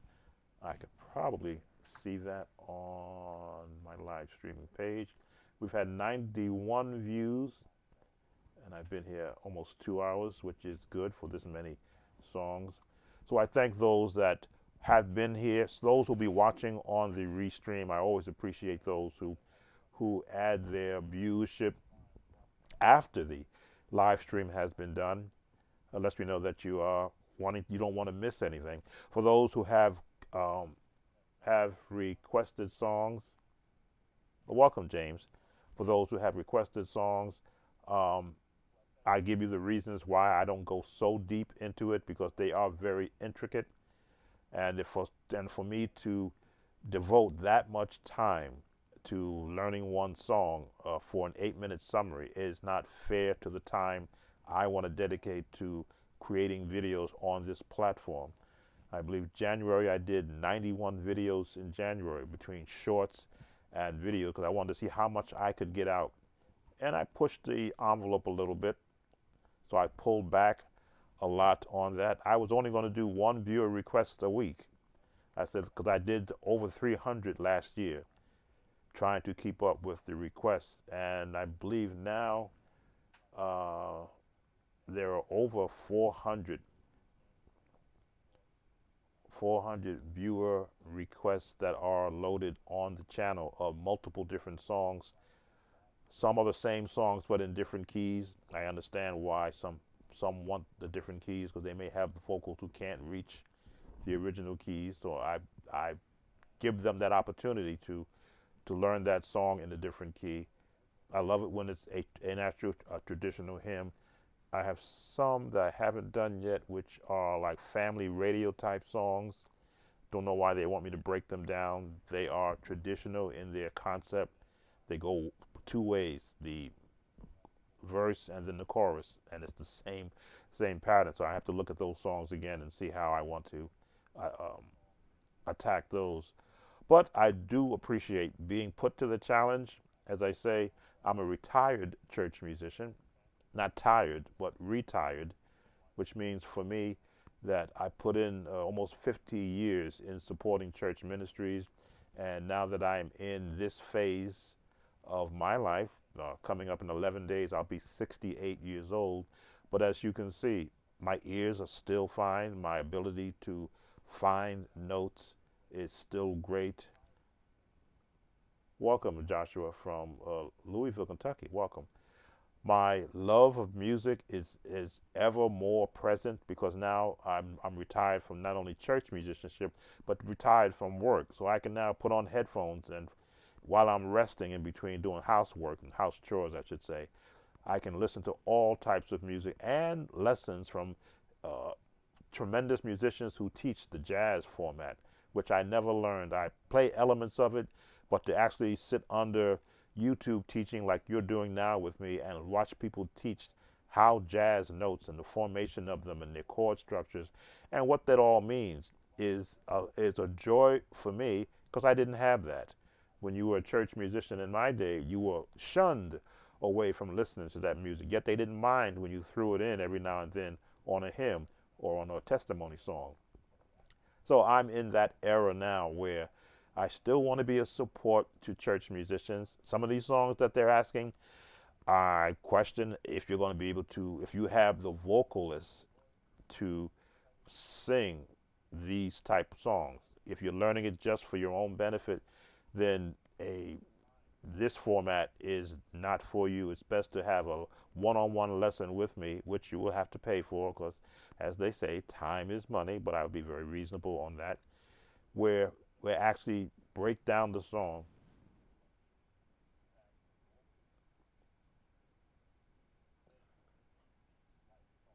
so that you can learn it. I stop because my ears are very sensitive. I hear noise down in my basement. There's a lot of wind going around. But I thank for those who have been, again, supporting the channel. We're averaging now around 64,000 views, or viewers, I should say, a month. And that's up from the 49,000 we were averaging last year. Welcome, Matt. Inspiration's Eye of the Storm.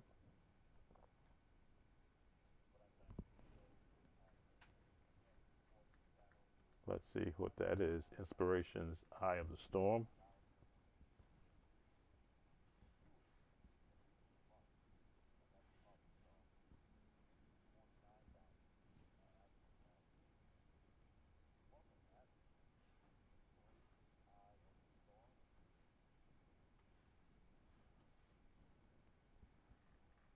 Okay.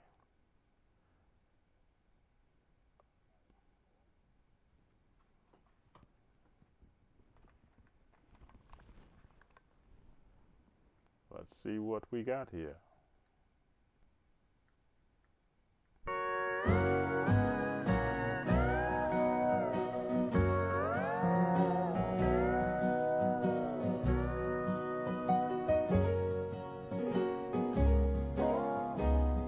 In G flat. Like a ship sailing out on a trip so rough and long, so far from shore, so far from home. I set out in search of a reason to go on, and there I found it in the eye of the storm. No matter. So this style is family radio. There's no pop in it. There's no beat, a force per se. It's very generic. The one. I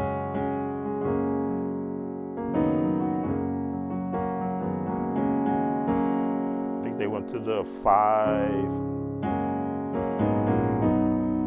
I gotta listen to it again, because again, there's no. I gotta wait. I've got to establish the pattern.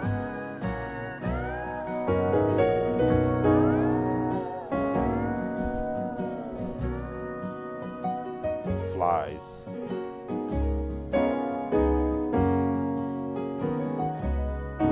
Like a ship sailing out on a trip so rough and long, so far from shore, so far from home.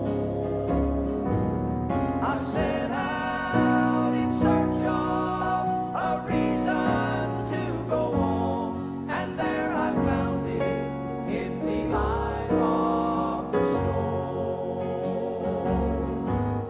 No matter what storm clouds may rock this ship of mine,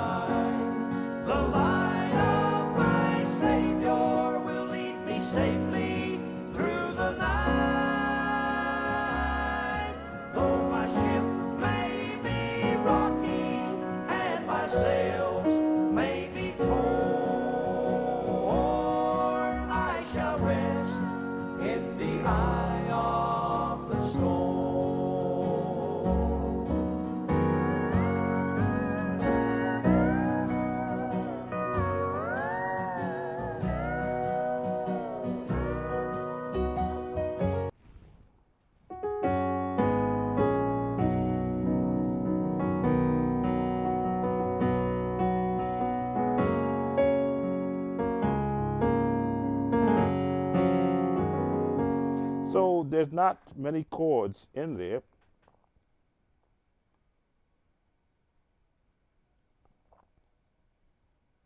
Oh, I've always wanted to hear on piano. Sorry for being rude. Love your channel, by the way. Oh, Matt, that's okay. I've never heard the song before, but when I hear the style of the song, it is Southern. Um, I'll say Nashville, Tennessee flavor with that guitar in the background, bass player holding down the bass, and then the singer singing four-part harmony like a barbershop quartet.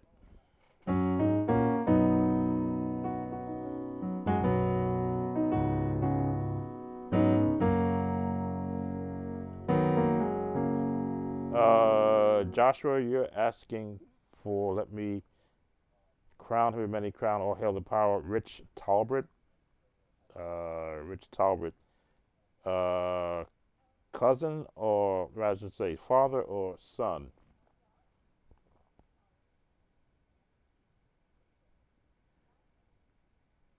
Because Rich Talbot, the father, is my first cousin. Rich Talbot Jr. is my second cousin. And I don't know if that is here on.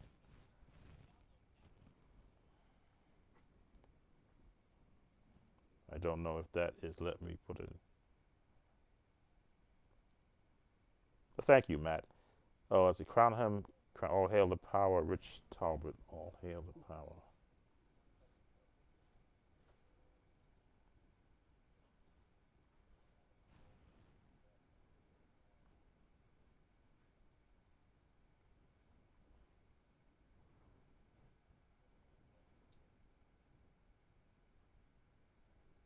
Okay, that's my second cousin, Rich Talbot Jr. You got to separate them because his father's a tremendous musician. I learned many chords from his father. So let's see what this is. All hail the power of Jesus' name. Let angels prostrate fall. Bring forth the royal diadem. Traditional. Crown him Lord of all. Bring forth the royal diadem and crown him Lord. Crown. Okay, so I gotta be careful how much of it I play. I'm gonna get enough YouTube indications right now.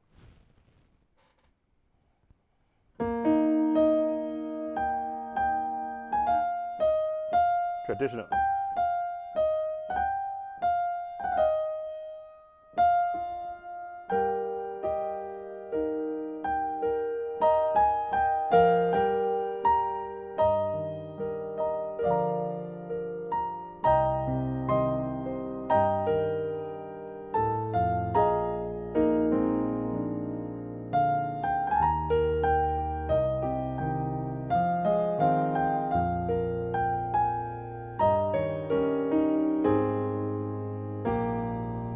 What is he doing here? Repeat.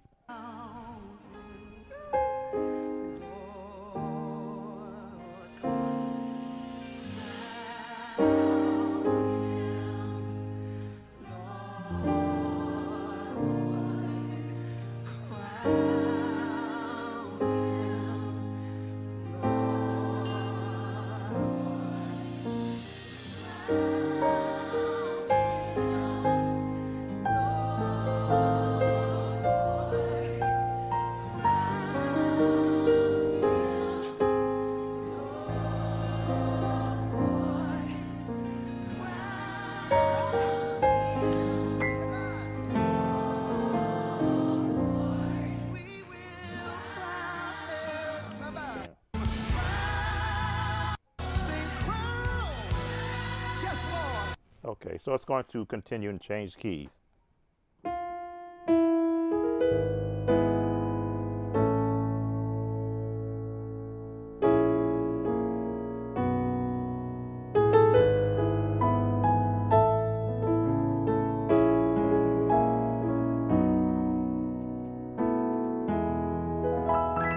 probably goes up another half step. Knowing my cousin, he's a good range.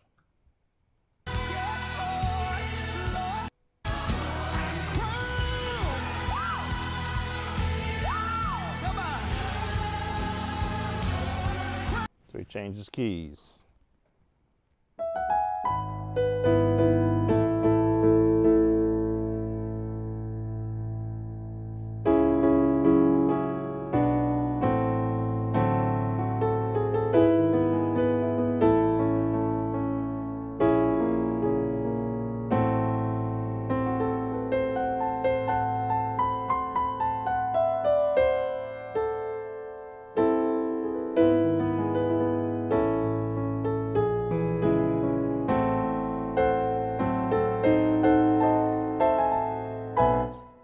Again, the chord building series that I am doing is going to show you where all these chords that you are hearing are coming from. And they are just built on different scales. I heard the change when he went from, but he went to here, or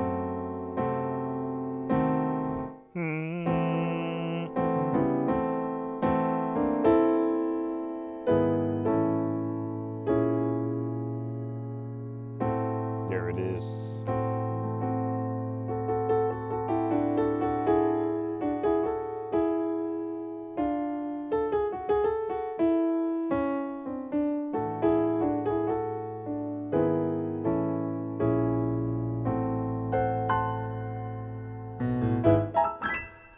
Let's see what else we got there.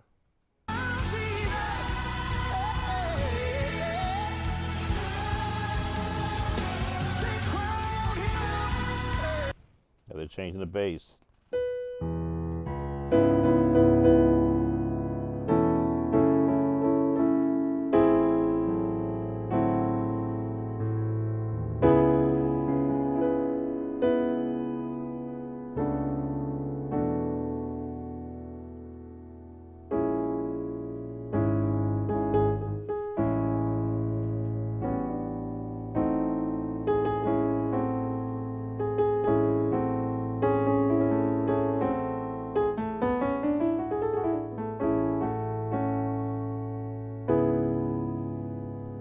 Bass gonna go? I'm just guessing at the bass. Never heard it before.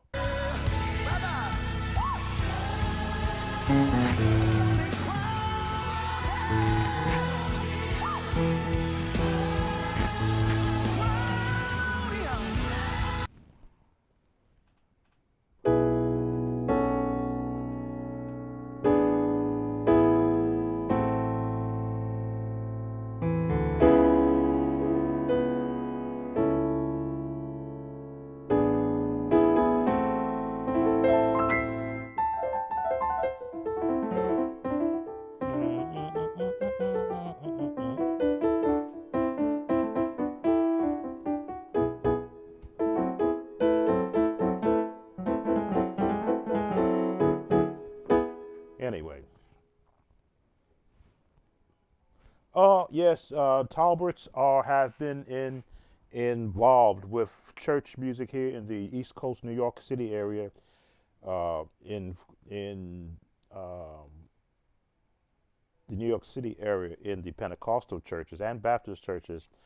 We have been involved in church music for close to, and I'm including the uncles, and grandfather pastored the church, so his children played for him and played for other churches. I'm the third generation of Talberts, and his father, Rich Talbert Jr., is in my generation, third generation. Rich Talbert Jr., is the fourth generation. Now, as far as I know, he does not play an instrument, but he's the singer, so the songster from the third generation. But now his cousin, which is my first cousin's son, is one of the music directors for 50 Cent. He just came off of tour, 6 months of tour. So we are involved, and he also plays for churches. I have other cousins that play for, I could never get them together. It's like trying to get the strongest men in the world together in the room at one time, and everybody wants to show how strong they are, and they'd rather not show you how strong they're not. So as involved in church music that we are in, because I also have a brother that plays, two brothers that play, sisters that sing in the church. So we've done music our entire lives. As I say, I'm retired. They're still active, but I'm retired because I got better sense. But yes, we have been involved. I've often said if we could ever have gotten the cousins together, just from my generation, we could have rewritten music in the East Coast with the range of talent that we have. I'm the technician. I like taking songs apart, but you have some that are Chick Corea fans and all their music and their styles feature straight out Joey DeFrancisco, Chick Corea, uh, Earl Tatum. Their music goes into that realm. Then you've got the traditional Baptist style. That's one cousin. My brother is a mixture of all of them together. I'm the traditionalist. I'll give you the hymn, just like it is out of the hymn book, and then I'll put it in any style you want to put it. You want it in Smallwood style, Whitfield style, uh, Kirk Franklin style. Oh, that's right. There was a Kirk Franklin song also that I didn't touch on yet. I won't touch on it. I'll go look at it. So I'm the technician of the group. Give me a song, let me hear how it's played correctly, and I'll play it like it sounds on the album. As you see, I love to go into it and tear it apart. So I'm the technician. Where others say, give me the song, and they'll learn it, and they'll make it sound like they wrote it. I'll make it sound like the person that wrote it, and then if I need to, be able to add different styles in. So music is a way of life for myself and the members of my extended family, which is my brothers and sisters, and then my cousins. It's what we do. So Rich Jr., as I say, he's been doing this since he was 5 years old. You're just seeing him at this stage, but he's been doing this singing since he was 5 years old. And no, we don't collaborate at all because we have to stay in our. This is the way that musicians become their own. I won't say great, but they become solidified in their own atmosphere. If they're not digressing to accommodate another one's style, then their style will never flourish into what it is. If you only played in church, you'll always be a church musician, but you'll never know whether or not you could have done well in R&B, in jazz, in classical. You will never know that. That is one of the let me switch my C, I'm not going to play anymore. That is one of the regrets, if that is such a word to use, for me, is that I have the ability to create songs on the fly. Give me a title and I'll create a melody around it. Give me lyrics, I'll start creating a melody, and I'll hear the melody, I'll hear the chords. If it's for a choir, I'll hear 3-part harmony. If you're a bass player, piano player, horn players, I can write those parts in my head and then using the keyboard and software, create those parts. I've always thought I could have played off Broadway. I could have played on cruise ships because I could learn everybody's song, anybody's song, and create my own, be creative on the fly, which is what musicians do in my day in church. Somebody starts singing a song you never heard of. You start listening to the cadence, where their notes going. Are they singing in major, singing in minor? Are they singing in both? And then you would just adjust to what that person was doing. Then another person would get up and start a song that you've never heard of, and you do the same thing. Those were the old testimony song days. Then when it came down to hymns, yes, you could play it like the hymn book shows it, but then it's like you're playing off the paper, note, note, lyric, lyric. But you get to add intricacies of jazz and big band and R&B into those songs, same songs. They take on a different flavor music-wise, and you get a bigger response from your congregation and from your listeners. So those are the things from my era that I had to do. As the song we're looking at, Rich Jr. singing Crown Him, I'm traditional, but then I can hear how they're just locking into the portion of the chorus. There are a lot more verses than that. I came from the era where they sung all the verses. I think there's like 5 verses. And there's 2 versions of Crown Him, or Hail Up High. There's actually 2 versions. So I was curious which one. He set me free one day. Can you do that one? He set me. You're asking for another one. And I'm on 2 hours, I believe. Matt, let me just look at what it is, and I'll let that be the close. He set me free. Oh, that's the one I can't play. They come after me whenever I play the Gaither songs. So let me change my sound path so that it's not aired.